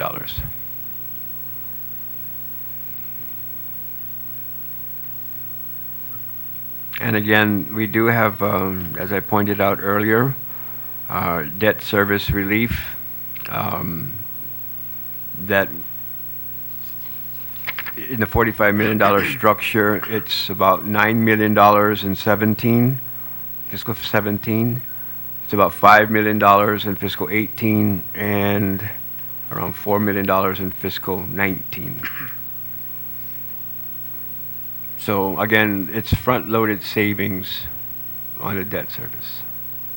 They're going to get their money up front. Pardon me, sir? The bottom line is GMH will get their money up front. From bond proceeds, once we float Okay. the bond, this is the repayment schedule, the anticipated repayment schedule. So yes, all the other obligations will be paid off.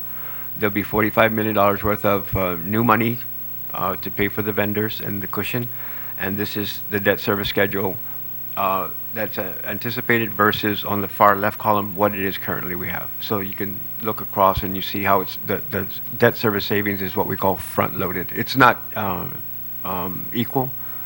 It's not level, rather, more appropriate term. Okay. Let's just can you also explain how this is different from previous bond borrowings where the debt services in the beginning are much lower and then at a later time it's such a huge amount, right? That's when you cap by it. Right, so exactly, can you explain sir. how this is not...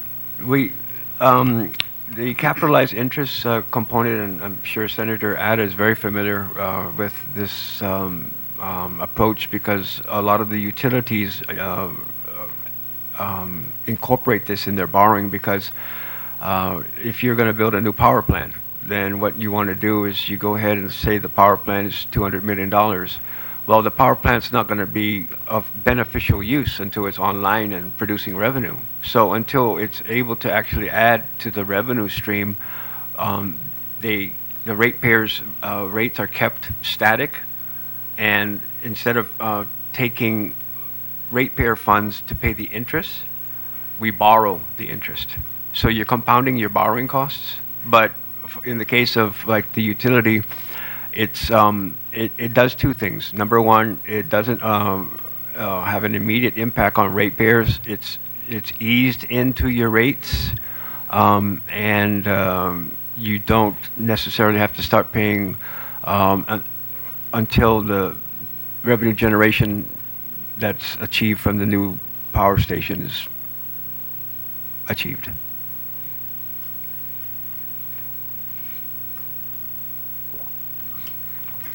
Are the administrative costs taken into account in this at the beginning? No, these are just costs for the refunding, and then again, as I mentioned earlier, we about a 1.5% for all the other fees: bond counsel, underwriters counsel, printing, rating agency fees. So that's not accounted for in this? No, sir. We're taking at the 1.5. Yes, sir. And how about does that include the GITA? Yes, sir. In the 1.5? Yes, sir.